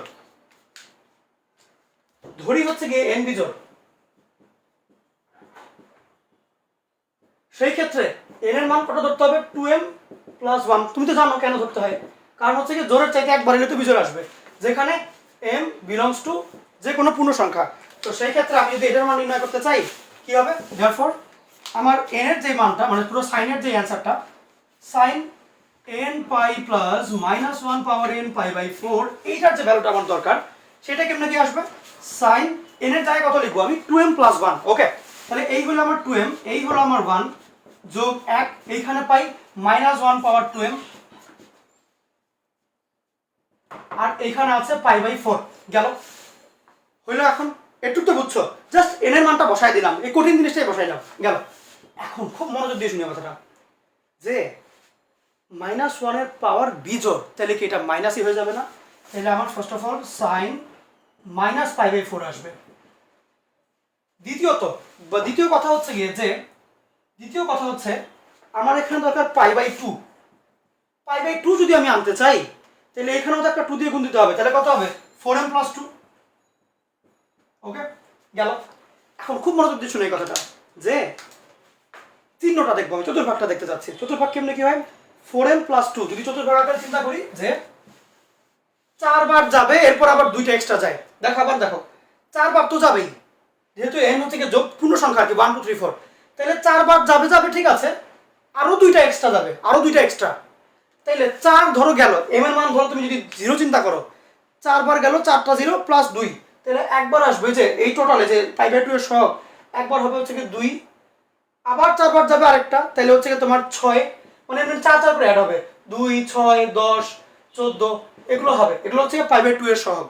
জোর বুঝলাম, বাট আমাকে এটা দেখতে হবে তোমার চতুর্ভাগটা, তাহলে কত হয় যদি 2 বার যায়, 1 2, 2 π/2 এইখানে থার্ড কোয়াড্রেন্টে সাইন হচ্ছে কি নেগেটিভ, তাই না? থার্ড কোয়াড্রেন্টে সাইন নেগেটিভ, বিয়োগ সামথিং, মানে কি আবার দেখো একটু ভুল গেল, তোমার হচ্ছে কি 2 বার গেল, তাহলে 1 2 বিয়োগ π/2, মানে ফার্স্ট কোয়াড্রেন্ট, সেকেন্ড কোয়াড্রেন্টে সাইন পজিটিভ। তারপর দেখো, ধরো তুমি যদি আমি 6 চিন্তা করি, 1 2 3 4 5 6 বিয়োগ সামথিং, আবারও সেকেন্ড কোয়াড্রেন্ট। যদি আমি 10 চিন্তা করি, তোমার 4 8 9 10, আবার বিয়োগ, ওই সেকেন্ড কোয়াড্রেন্টে আসে বারবার সবগুলো মিলায়, তাহলে সাইনটা হচ্ছে সেকেন্ড কোয়াড্রেন্টে পজিটিভ, তাহলে আমার ফার্স্ট অফ অল চিহ্নটা পজিটিভ। এরপরে আসি, আমার π/2 এর এই জিনিসটা তো তোমার জোড়, কেন 2 কমন নেওয়া যাচ্ছে, 2 তে একটু গুণে দিলাম, তাহলে জোড়, তাহলে জোড় থাকলে সাইনই থাকবে, বিয়োগ π/4, তো বিয়োগ চিহ্ন তো আমি ইউজ করবো না, এটাও π/4, অ্যান্সার হচ্ছে কি 1/√2, দুই ক্ষেত্রেই অ্যান্সার 1/√2 আসে। দেখো বুঝছো কিনা কথা, clear? Okay, answer same, but জিনিসটা তো বুঝতে হবে, ভিতরের কথাটা, ভিতরে ঘটলোটা কি, এটা তো বুঝতে হবে। ওকে, এগুলো গেল। এগুলো গেল তাহলে। এরপরে আমাদের জাস্ট আর দুইটা অঙ্ক বাকি, তাহলে আমার চ্যাপ্টার শেষ হয়ে যাবে, বুঝছো? ম্যাথ কিন্তু খুব আহামরি কঠিন না, বাট ভিতরের ক্যালকুলেশনগুলো তোমার বুঝতে হবে এবং ফিল করতে হবে। খুবই স্বাভাবিক সুন্দর সাবলীল কথাবার্তা, বাট দেখতে খুবই জঘন্য। দেখে অস্থির লেগে যায় দেখবো, এগুলো দেখতে খুবই জঘন্য বাট সাবলীল জিনিসপাতি। যে আমি এখানে তোমার যদি জোর হয় তাহলে 2m ধরবো, বিজোর হলে 2m+1 ধরবে, সবাই বুঝে। আচ্ছা কেন ইভেন এটা স্কুলে তুমি করে আসছো বিভিন্ন অঙ্কের মধ্যে জোর সংখ্যাকে তুমি 2n দিয়ে কিছু প্রমাণ ছিল যে অত যদি জোর হয় অ্যান্সার বের করো, বিজোর হলে অ্যান্সার বের করো, 14 মধ্যে ছিল এগুলো। 4D শেষ। আমার হচ্ছে কি n দেওয়া থাকলে তোমার যেই সমান্তর ধরা ওটা পার্টি শেষ। এখন দেখবো আমরা গুণোত্তর ধারাকে, এখন দেখবো কেস 2 গুণোত্তর ধারা। গুণোত্তর ধারা 5-এর a আর b ABC এই তিনটা করলেই হয়ে যাবে।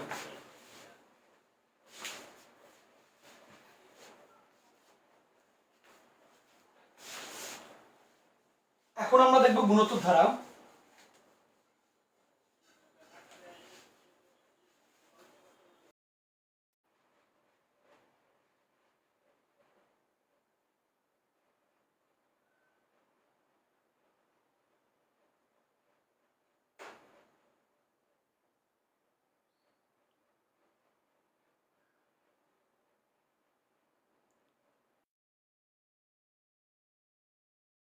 সবকিছু কি ক্লিয়ার আছে কিনা তোমাদের এখানে?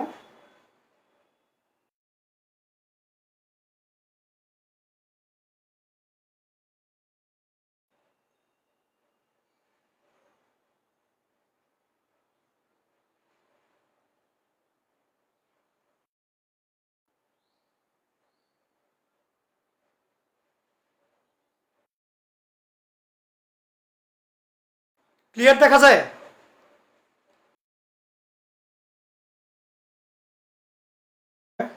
বোর্ড মুছার পরে কি হচ্ছে নাকি?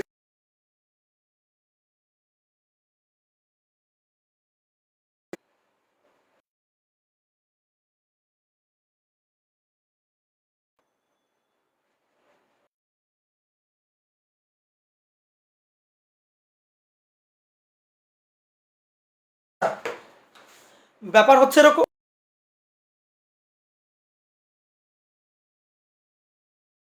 করাই শেষ, আর কিছু নাই। আচ্ছা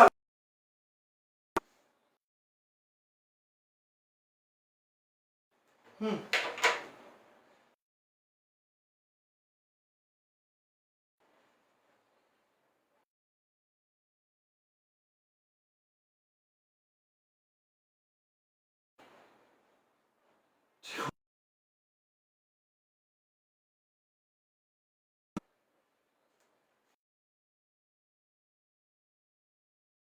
আচ্ছা তো হ্যাঁ এখানে এইবার মনে হয় না আটকাবে, দেখো তো দেখি। এবার ইনশাল্লাহ ঠিকঠাক থাকার কথা আর কি। আচ্ছা দুইটা ম্যাথ বাকি, জাস্ট দুইটা ম্যাথ বাকি, মানে এটা শেষ না করলে তাহলে আবার হবে না, তোমার ফ্লোটা হারাই ফেলবে আর কি। এখন আমার মধ্যে আটকাচ্ছে না। ওকে দেখি।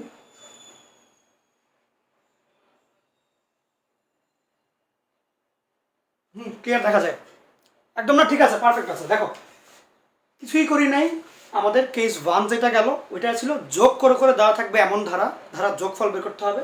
এইটা ত্রিকোণমিতিক ধারা, বাট এখানে গুণফল বের করতে হবে, মানে গুণফল বের করতে হয়, গুণ আকারের ধারা, গুণফল বের করতে হবে। এখন তোমাকে এই ধরনের যত ব্যাথি দিবে সবগুলোতে গুণফল আকারে 1 অথবা -1 বের করতে দিবে, বুঝছো? গুণফল আকারে 1 অথবা -1 বের করতে দিবে। এখন তুমি আমাকে বলো, তুমি লিখো না, এগুলো লেখার টাইম দিব আমি। তুমি আমাকে বলো, তুমি যদি একটা গুণ করে -1 বা 1 এগুলো আনতে চাও, তার মানে কি অনেক কিছুই ছিল, ওরা গুণ টুন করে 1 হইলো, তার মানে কি কাটাকাটি গেছে। তাইলে এই 10 কে কাটাকাটি করার জন্য কাকে লাগবে? কটকে লাগবে, মানে 1/10 বা কটকে দরকার। তাইলে তোমাকে যখন নাকি গুণফল দিবে নর্মালি ওরা 1 -1 এগুলোই দেয়, সেই ক্ষেত্রে তোমার কাটাকাটি করানো লাগবে। কাটাকাটি করার জন্য উল্টা কো ফাংশন দরকার, উল্টা কো ফাংশন আমার দরকার। আমার মেইন টার্গেট হচ্ছে এখান থেকে উল্টা কো ফাংশন বের করতে হবে, এবং উল্টা কো ফাংশন বের করার জন্য যেটা করবো আমরা π/2 এর বিজোড় গুণিতককে আনবো। কি বুঝছো বলতো দেখি? যে আমি চাচ্ছি এখানে 1 আনতে, 1 আনার জন্য কাটাকাটি করতে হবে, কাটাকাটি করার জন্য উল্টা কো ফাংশন দরকার, উল্টা কো ফাংশনের জন্য π/2 এর বিজোড় গুণিতকে ভাঙবো। মুখস্থ করতে হইলো কোনো কিছু? আমি তো চেহারা দেখে দেখো উত্তর আমাকে সব কিছু বলে দিচ্ছে, উত্তরই তোমাকে ম্যাথের দিকে নিয়ে যাবে। এটা হচ্ছে ত্রিকোণমিতির মেইন মজা। উত্তর হচ্ছে 1। তুমি জানো যে কোনো জিনিসের গুণফল 1 হইতে হইলে সেটা হচ্ছে কাটাকাটি করানো লাগে। কাটাকাটি তখনই হয় যখন নাকি উল্টা জিনিসের পাতি আসবে, এবং আমি তো যে কাউকে উল্টা করতে পারবো না, সেই জন্য আমাকে π/2 আনলে আমি উল্টা কোফাংশন পাবো। তো এই যে আমি π/2 এর বিজয় গুণিতক দিয়ে উল্টা কোফাংশন বের করবো, ওগুলো কাটাকাটি করে 1 বানাবো। এটা হচ্ছে আমার ভিতরের থিমটা। ওকে, এখন আসি ম্যাথের ক্ষেত্রে। দেখা যাচ্ছে তো নাকি? ওকে, এখন জলদি দেখো জলদি। তাইলে তাইলে আমি চাচ্ছি এখানে আমার 10 π/4 মানে π/12, এইটা এইটুকু রাখলাম। আমি চাচ্ছি উল্টা কোফাংশন আনতে, দুইটা 10 দুইটা কট বানাতে পারলে আমার হয়ে যায়। একটুখানি খেয়াল করে দেখো যে আমার এখানে উপরের 5 পাইকে ভাঙতে হবে। 10 জানি না কি দিয়ে ভাঙবো, এখানে রাখলাম। এই 10কেও আমি জানি না এখন পর্যন্ত কি দিয়ে ভাঙবো, রাখলাম। এই 10কেও আমি জানি না কি দিয়ে ভাঙতে হবে, আমি রাখলাম। আচ্ছা, কিছু না কিছু এখানে একটা লিখবো আমি। ওকে, খুব জলদি দেখো এখানে যে π/12 কিছু না কিছু একটা আসবে 12। উপরে কি করতে হয়, 12 যে অর্ধেক, দ্যাট ইজ এখানে 12 তুমি গুণিতক গুলা নিবা, লাইক অর্ধেক 1 2 এগুলা। 12 অর্ধেক হচ্ছে 6, 6 গুণিতক নেওয়া যায়, 12ও নেওয়া যায়, 24ও নেওয়া যায়। 6টা নিলেই এটা কাছাকাছি হয়। তাহলে আমার এখানে আমি লিখলাম 6, 1 গুণ 6 বিয়োগ 1, তাহলে 5 হবে। এইটা করলে কত হয়, এটা হচ্ছে কি 12-র যে হাফ গুণিতক মানে 6, এর চাইতে 1 বেশি। তাহলে 1 গুণ 6 যোগ 1, এটা 6-এর কাছাকাছি না, এটা 12-র কাছাকাছি, মানে 12-র 1 গুণিতকের কাছাকাছি। তাহলে 12 বিয়োগ 1, ওই যে আগের স্টাইলটাই আর কি। এখন কি হইলো, আমার π/2 আনতে হবে। দেখো দুইটা অলরেডি π/2 চলে আসবে। আমার তো বললাম 4টা ডানের মধ্যে দুইটা যদি π/2 করে কট বানাতে পারি তাহলেই কাটাকাটি হয়ে যাবে। তাহলে এবার আসি যে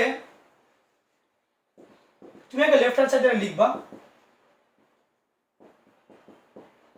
লিখে তারপরে শুরু করবা। তাহলে আমার আসি 10 π/12, এটার ভ্যালু কত হবে, 10 π/2 মাইনাস π/12, এটার ভ্যালু কত হবে, 10 π/2 হ্যাঁ π/2 প্লাস π/12, এটার ভ্যালু কত হবে, 10 π মাইনাস π/12।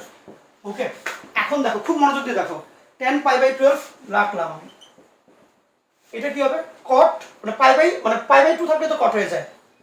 আর তারপর কি এখানে হচ্ছে কি তোমার 90 ডিগ্রি মাইনাস মানে ফার্স্ট কোয়াড্রেন্টে আছে, তাহলে কট প্লাসই থাকবে। π/12 ইনটু 90 ডিগ্রি প্লাস, তাহলে এখানে যে জিনিসটা হয় মাইনাস, অ্যান্সারটা মাইনাসে চলে আসবে। দেখো 90 প্লাস মানে কি 90 প্লাস, 90 প্লাস মানে কি কট 10, এখানে মাইনাস, তাহলে -1 দিয়ে গুণ দিলাম। আর হচ্ছে কি তোমার এটা হয়ে যাবে কট π/12 ইনটু তোমার এই যে লাস্ট পার্টটা পাই মাইনাস, তাহলে পুরো পাই বিয়োগ, আবার উল্টা দিকে ফার্স্ট কোয়াড্রেন্টে, সেকেন্ড কোয়াড্রেন্টে আবারও -1, তাহলে আমার এখানে 10 10ই থাকবে, যেহেতু তোমার এটা বিজোড় গুণিতক নাই, π/12। ওকে, এই যে -1 আর -1 এগুলো যারা খেয়াল করবে। এখন লিখো না, এখন দেখো এইবার 10 π/12 কট π/12 গুণ করলে এটা কাটাকাটি হয়, কট আর 10 এরা কাটাকাটি, -1 মিলে +1, উত্তর শেষ।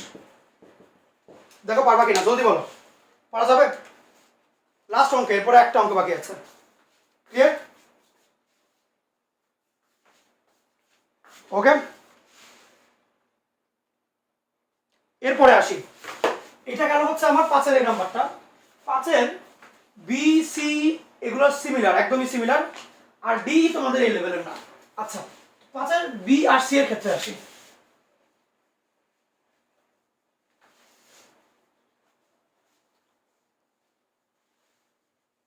এই কোশ্চেনটা দেখে অনেকে বলে মুখস্থ করতে হয়, অনেকের নানান ব্যাপার স্যাপার, এটা আসলে মুখস্থ কিছু নাই। এটা হচ্ছে কি জাস্ট এই তিনটা যে বুঝে সে বাকি সবকিছু বুঝে যাবে। দেখো আমি তোমাকে জাস্ট একটা কথাই বলে দিব, বাকিটুকু অটোমেটিক বুঝবা। 5-এর বি কোশ্চেনে কি দেওয়া, কোশ্চেনে বলে দেওয়া আছে θ = π/20 হলে দেখাও যে cot θ cot 3θ 5θ করে যাবে, cot θ cot 3θ cot 5θ করে যাবে, লাস্টে কত cot 19θ equal to -1 ওকে, এইটা হচ্ছে আমার হিসাব। এখন দেখো এইটা হলে দেখাইতে হবে, খুব ভালো করে বুঝো। গুণফল ওই -1 সবসময় এগুলো এটাই দেয়। তোমাকে গুণফলটা -1 1 এগুলাই দিবে। আমি তো অলরেডি জানি যে যখনই 1 -1 দরকার মানে আনতে হয় তখন হচ্ছে কি উল্টা কো ফাংশন আমার দরকার, তাই তো কাটাকাটি করে 1 বা -1 আসবে। সেক্ষেত্রে উল্টা কো ফাংশনের জন্য আমার π/2 এর বিজয় গুণিতক আনা লাগবে। বুঝছো, π/2 এর বিজয় গুণিতক কোন যেগুলো অ্যাঙ্গেলগুলা π/2 এর বিজয় গুণিতক হওয়া লাগবে, মানে থিটাগুলা π/2 এর বিজয় গুণিতক হওয়া লাগবে। তাইলে তুমি দেখবা যে π/2 করতে হলে কত থিটা লাগে, এইখান থেকে আসে যে আমি এখানে π/2 আনবো। এটা যদি π/2 করতে হয় তাহলে আমার উভয় পক্ষকে 10 দিয়ে গুণ করা লাগবে। দেখো বুঝো কিনা, তোমাকে কোশ্চেনে দেওয়া থাকবে এটা, তুমি যেমনি হোক π/2 বানাবা। অনেকে এটা মুখস্থ করে যে এই ধরনের অঙ্কের টেন থিটা না, এরকম কিছু না ভাই। তোমার যেটা দরকার π/2 এর বিজয় গুণিতক, এই জন্য তোমাকে যেমনি হোক π/2 এর একটা থিটা বানানো লাগবে। এই সমস্ত মান দিয়ে কাজ হবে না, π/2 এর থিটা বানানো লাগবে। বুঝছো, π/2 এর থিটা বানানো লাগবে। π/2 থিটার জায়গায় π/2 সংখ্যক কিছু আনতে হবে। তাহলে থিটার রিপ্লেসমেন্টে যাতে π/2 আনতে পারি, ওই সম্পর্ক হচ্ছে কি এইটা। আমি থিটার মাধ্যমে π/2 বের করে ফেলতে পারছি। যেখানেই পাবো আমি 10 মানে 10, 10 আর 10 এর মধ্যে আকাশ পাতাল তফাৎ। এটা হচ্ছে গিয়ে টয়টা 10 আর এইটা যেটা আছে এটা হচ্ছে গিয়ে টয় জফলা আকার 10। আমার আমার একটা চিটানো বন্ধু ছিল, বুঝছো, ওরা দুইটাকেই না 10 বলে, এটাকেও 10 বলে এটাকেও 10 বলে। ক্লাসের মধ্যে অনেক কথাবার্তা হয়েছে এটা নিয়ে, মানে যে এটা 10 আর এটা 10, দুইটার মধ্যে আকাশ পাতালের তফাৎ। 10 বললে 10, 10 বললে এটা অনুপাত, দুটো আলাদা জিনিস। এটা 10 এটা 10। আমার এখানে যেহেতু চিত্র আমি অনেক কথা আমি ক্লিয়ার করে বলে দিলাম যে এটা 10 এটা 10। ওকে, এখন আসি। দেখো 10 থিটা π/2 তে আনতে হবে। কেন π/2 তে আনবো? যাতে করে এই কটের উল্টা কো ফাংশন ওইটাকে বলা হয় tan, ওই tan যাতে আসে। তাহলে 10 থিটাকে ইউজ করে আমি tan নিয়ে আসবো। আচ্ছা এবার আসি, দেখো কথা হচ্ছে কি লেফট হ্যান্ড সাইড। আমার সামনের বেঞ্চের কাছে টেঙ্গা ছিল, ডান দিকের কাছে টেঙ্গা বসতো, পিছনে একটা টেঙ্গা ছিল, তিনজনই। মানে আমার 3 বেঞ্চ, আমার আশেপাশে সবসময় চিটেঙ্গাই দেখতাম। ইভেন কথা শুনতে শুনতে মাঝে মাঝে বাসায় এসব কথার মধ্যে যে বলতাম আমি। বুঝছো, ধরো মানে কিছু এটা ভালো হয়েছে যে এমনি অনেক সময় বলে ফেলতাম। আমি কিন্তু চিটাঙ্গে গিয়েছি কয়েকবার, খুবই কম, মানে ক্লাস নিতে হয়তো অনেকবার গিয়েছি, বাট ওই জমানায় মানে কলেজ লাইফে আমি মনে হয় না ওরকম গেছি কখনো, খুবই কম আর কি। তো সেই ক্ষেত্রে হচ্ছে গিয়ে তোমার কিন্তু ওই সারাদিন রাত ওরা যখন গল্প করতো পুরো খাস চিটাঙ্গা ভাষায়, তো গম আসনি মানে এরকম ওইসব ভাষায় আর কি, পুরো ওইভাবে একদম খাঁটি চিটাঙ্গা আর কি। তো ওদের সাথে কথা বলতে গিয়ে না আমার দেখা যেত যে বাসায় এসব আমি কথায় কথায় যে বলি ভালো হয়েছে, তারপর মানে এরকম ভাবে খুব মানে ভালো ক্লোজ ছিল আমরা, মানে আমরা সবাই খুবই ক্লোজ ছিলাম। অ্যান্ড ওই ভাষাটা আমার রপ্ত হয়ে গেছিলো ওই টাইমে কলেজ লাইফে। পরে ধীরে ধীরে আমার এখন অন্যরকম আবার নর্মাল চলে আসছে। আচ্ছা দেখো, তাহলে এইটা আমাকে -1 দেখাইতে হবে। তাহলে আসি লেফট হ্যান্ড সাইড, কত হবে cot theta into cot 3 theta, তারপরে cot 5 থিটা, করতে করতে করতে করতে cot 19 থিটা। এখন এই ধরনের ম্যাথের ক্ষেত্রেও না তুমি পুরোটাকে একবার লিখবা, cot 3 থিটা cot 5 থিটা করে পারে। তাহলে cot 7 theta cot 9 theta cot 11 theta cot 13 theta cot 15 theta, আরে কত কট রে, দাঁড়াও শেষ করি আগে, 17 থিটা cot 19 থিটা। শেষ হইলো, তোমরা মনে ওখানে আর দেখো না, দেখো দেখা যায় একটু একটু দেখা যায়। ওকে, এইবার আসি। এখন এগুলো হচ্ছে আমার কট থিটার সবগুলো একসাথে। এখন তুমি যেটা করবা, তোমার তো 10 থিটা 10 10 10টা আমি 10 বলে, তাই তোমাদের সুবিধা হবে। 10 থিটা নিয়ে আসতে হবে, 10 থিটা। তাহলে দেখো 10 থিটার মানগুলো তুমি লিখতে পারো π/2। তাহলে 10-এর কম যেগুলো আছে, 10-এর কম মানে 9 পর্যন্ত, এগুলো আমরা হাত দিব না, আমরা এগুলোতে হাত দিব। বুঝছো, আমরা এগুলোতে হাত দিব। তাহলে আসি, এগুলো আমাদের অ্যাজ ইট ইজ রয়ে যাবে সবগুলো। এগুলো তুমি এটা বুঝে নাও আর কি। কট আমি এটা লিখলাম না, তুমি লিখো, খাতায় লিখবা cot 9 থিটা পর্যন্ত লিখবা। এইবার এগুলোতে আমরা মেনলি হাত দিব। কেমনে? 10 থিটার জায়গায় লিখবো π/2। তাহলে এটাকে কি লেখা যায়? cot 10 থিটা প্লাস 1 থিটা না? দেখো আচ্ছা এটা একটু লিখেই দিই তোমাদেরকে, 10 থিটা প্লাস থিটা, এটা cot 10 থিটা প্লাস 3 থিটা, এটা cot 10 theta plus 5 theta, cot 10 theta plus 7 theta, cot 10 theta plus 9 theta, এমনি এমনি। ওকে, তো সেই ক্ষেত্রে যেটা হবে আলটিমেটলি যে cot থিটা থেকে তুমি cot 9 থিটা পর্যন্ত লিখবা, তারপরে 10 থিটা মানে π/2। তাহলে কট π/2 প্লাস থিটার মান কত এখানে দেখো তো π/20, π/20 কট π/2 প্লাস 3 থিটা, 3 π/20। তারপরে কট 10 থিটা মানে π/2, 5 থিটা মানে 5 π/20 মানে π/4 আর কি। কট তোমার এখানে আছে হচ্ছে গিয়ে 10 থিটা π/2 আর এখানে 7, আরে কত লেখা রে এটা, দাঁড়াও π/2 প্লাস 7 π/20 ডট কট π/2 প্লাস 9 π/20। ওকে, এবার তুমি যেটা করবা যে ধরো এখানেও তো আমরা লিখে ফেলবো থিটার জায়গায় π/20, 3 থিটার জায়গায় 3 π/20, 4 তো এখানে নাই, 5 থিটা আছে, 5 থিটার জায়গায় 5 π/20, 7 থিটার জায়গায় 7 π/20, 9 থিটার জায়গায় 9 π/20। এখন ঠান্ডা মাথায় দেখো এই জায়গাটা তুমি এখন লিখিও না, লিখবা না, লেখার দরকার নেই। দেখো cos π/20 cos না কট হবে তো cot 3 π/20 cot 5 π/20 cot 7 π/20। তোমাদের তো মজাই, দেখো আমি খালি লিখি 9 π/20 গেল। এই পর্যন্ত আমি লিখলাম এখানে। এবার আসি এগুলো নিয়ে খেলবো। cot π/2 প্লাস, দেখো 90 প্লাস মানে কি সেকেন্ড কোয়াড্রেন্ট, সেকেন্ড কোয়াড্রেন্ট মানেই cot মাইনাস ওইখানে। তাহলে আসি এটার মান তাহলে কত, মাইনাস, যেহেতু cot ই হয়ে যাচ্ছে π/2 তাহলে মাইনাস 10 π/20 লিখবো, মাইনাস 10 π/20 লিখলাম। এটার মান কত, ওই মাইনাস 10 3 π/20 লিখবো, মাইনাস 10 3 π/20। তারপরে আসি এটা কত, মাইনাস 10, ওই যে দেখো π/2 প্লাস মানে হচ্ছে সেকেন্ড কোয়াড্রেন্টে, সেকেন্ড কোয়াড্রেন্টে কত মাইনাস আর কটার সামনে π/2 যেন 10, তাহলে মাইনাস 10 5 π/20 লিখলাম, মাইনাস 10 5 π/20। তারপর একটা মাইনাস 10 7 π/20, মাইনাস 10 7 π/20, সব কিন্তু গুণ, মাইনাসটাও গুণ আকারে, মাইনাস 10 9 π/20, মাইনাস 10 9 π/20 গেল। এখন দেখো কথা হচ্ছে cot 10 কাটাকাটি, cot 10 কাটাকাটি, cot 10 কাটাকাটি, cot 10 কাটাকাটি, cot 10 কাটাকাটি, একটা মাইনাস, দুইটা মাইনাস, তিনটা মাইনাস, চারটা মাইনাস, পাঁচটা মাইনাস, তার মানে অ্যান্সারটা হচ্ছে কি -1/5। -1 এর পাওয়ার যদি বিজোড় হয় অ্যান্সারটা -1ই আসে, শেষ, এটাই আমার অ্যান্সার। পারবা, জলদি বলো, পারা যাবে তাহলে? এটা অনেক লম্বা, এটা অনেক লম্বা, আমার এত বড় বোর্ড তারপরেও জায়গা হয় না। দেখো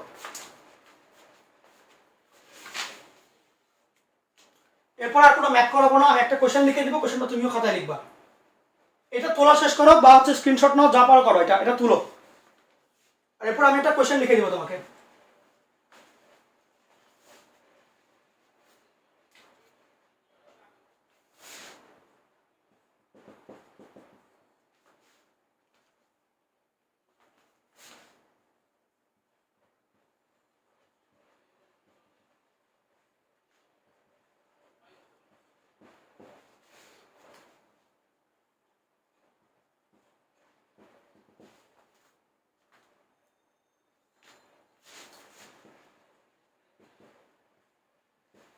এটা আমাকে প্রমাণ করতে হবে পরের ম্যাথে।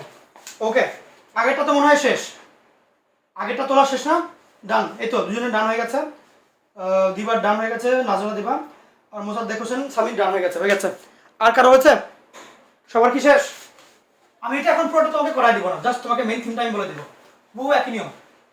দেখো এটা যদি নাও হয় রাখো, একটু জাস্ট কথাটা শুনো, এরপর তুমি বসে বসে লিখছো, ছুটি, এখন ছুটি হয়ে যাবে। দেখো জলদি দেখো, আমার ওই সেম জিনিস কয়েকটা টেনের গুণফল হচ্ছে 1, আমার তুমি বুঝতে পারছো গুণফল ওই 1 - 1 ওগুলোই দিবে, সেক্ষেত্রে উল্টা কো ফাংশন লাগবে, ওই জন্য একটা π/2 এর বিজয় গুণিত আনতে হবে। তাহলে আমার π/2টা দরকার, কিন্তু এখানে সবগুলো আছে থিটা, π/2 কেমনে কমন নিব হিন্ট পাচ্ছি না, হঠাৎ করে দেখলাম একটা এটা আছে, তাহলে এটাকে π/2 করতে হবে। তাহলে π/28 হচ্ছে কি থিটা, π/2 করতে হলে বথ সাইডে 14 দিয়ে গুণ দেওয়া লাগবে, তাহলে 14 থিটা = π/2 আসবে। ঠিক, 14 × 28 ওমনে। আচ্ছা, তাহলে 14 থিটা = π/2। এইবার তুমি হচ্ছে কি সবগুলোকে 14 মানে সবগুলোকে ওমনে ভাঙবা আর কি। 14 থিটা = π/2 আসে তো, তার চিন্তা করি একটু, আমি 14 দিয়ে গুণ দিলাম, হ্যাঁ, তাহলে ওইখানে 7 থিটা পর্যন্ত তুমি নিবা, এর পরের গুলা তুমি 14 থেকে বিয়োগ দিবা, মানে 10 থিটা 10 3 থিটা 5 থিটা 7 থিটা পর্যন্ত যাবে। ওকে, এরপরে যেগুলো 9 11 13 ওগুলো তুমি 14 থেকে বিয়োগ দিবা, তাহলে এই পাবে একটু মাইনাস করে করে সবগুলো দেখবে মিলে যাচ্ছে। এই আর কি, কারণ তোমার 3টা লাগবে 10 আর মানে আর 3টা লাগবে হচ্ছে তোমার কট, আর মাঝখানে যদি কোনোটা বাকি থাকে ধরো π/4 চলে আসলো, ওইটা দ্যাটস ফাইন, বাট তোমার এখানে 3টা 10 3টা কট দরকার। শেষ 3টা কটকে তুমি করবা কি 14 থিটা মাইনাস, ধরো এটার জন্য 14 থিটা -1, আগেরটার জন্য 14 থিটা -2 3 থিটা, অমনে অমনে যাবে আর কি, বুঝছো? এরপরে তুমি ট্রাই করবা, বাসায় হোম ট্রাই করবা। এটা হচ্ছে কি ট্রাই, দেখো পারবা কিনা, জলদি বলো। ক্লিয়ার? ছুটি, আজকের মতো ছুটি এখানেই, আবার দেখা হবে ইনশাল্লাহ। ওকে, সেম অঙ্ক, এটা সেম অঙ্ক, 14 থিটা ইকুয়াল টু π/2, তাহলে যেহেতু এটা 14, যেহেতু কোনোটা বড় নাই, তাহলে বিয়োগ দেওয়া শুরু করবে আর কি। 3-4টা যাওয়ার পর তুমি দেখবা কোনটা পর্যন্ত যাওয়া যায়, বা এখানে একবার তো ফুলটাই লিখবা, তাহলে কয়টা আসবে তোমার? থিটা 3 থিটা 5 7, তোমার হচ্ছে 11 7 9 11 13, 6টাই হয় সব মিলায় নাকি 7টা হয়, 7টা হয়। তাহলে এইদিকে 3টা ওইদিকে 3টা, মাঝখানে একটা ভ্যালু চলে আসবে, মাঝখানে একটা তোমার থাকবে, ওইটা ধরো π/4 আসবে, 10 π/4 এরকম কিছু একটা আসবে।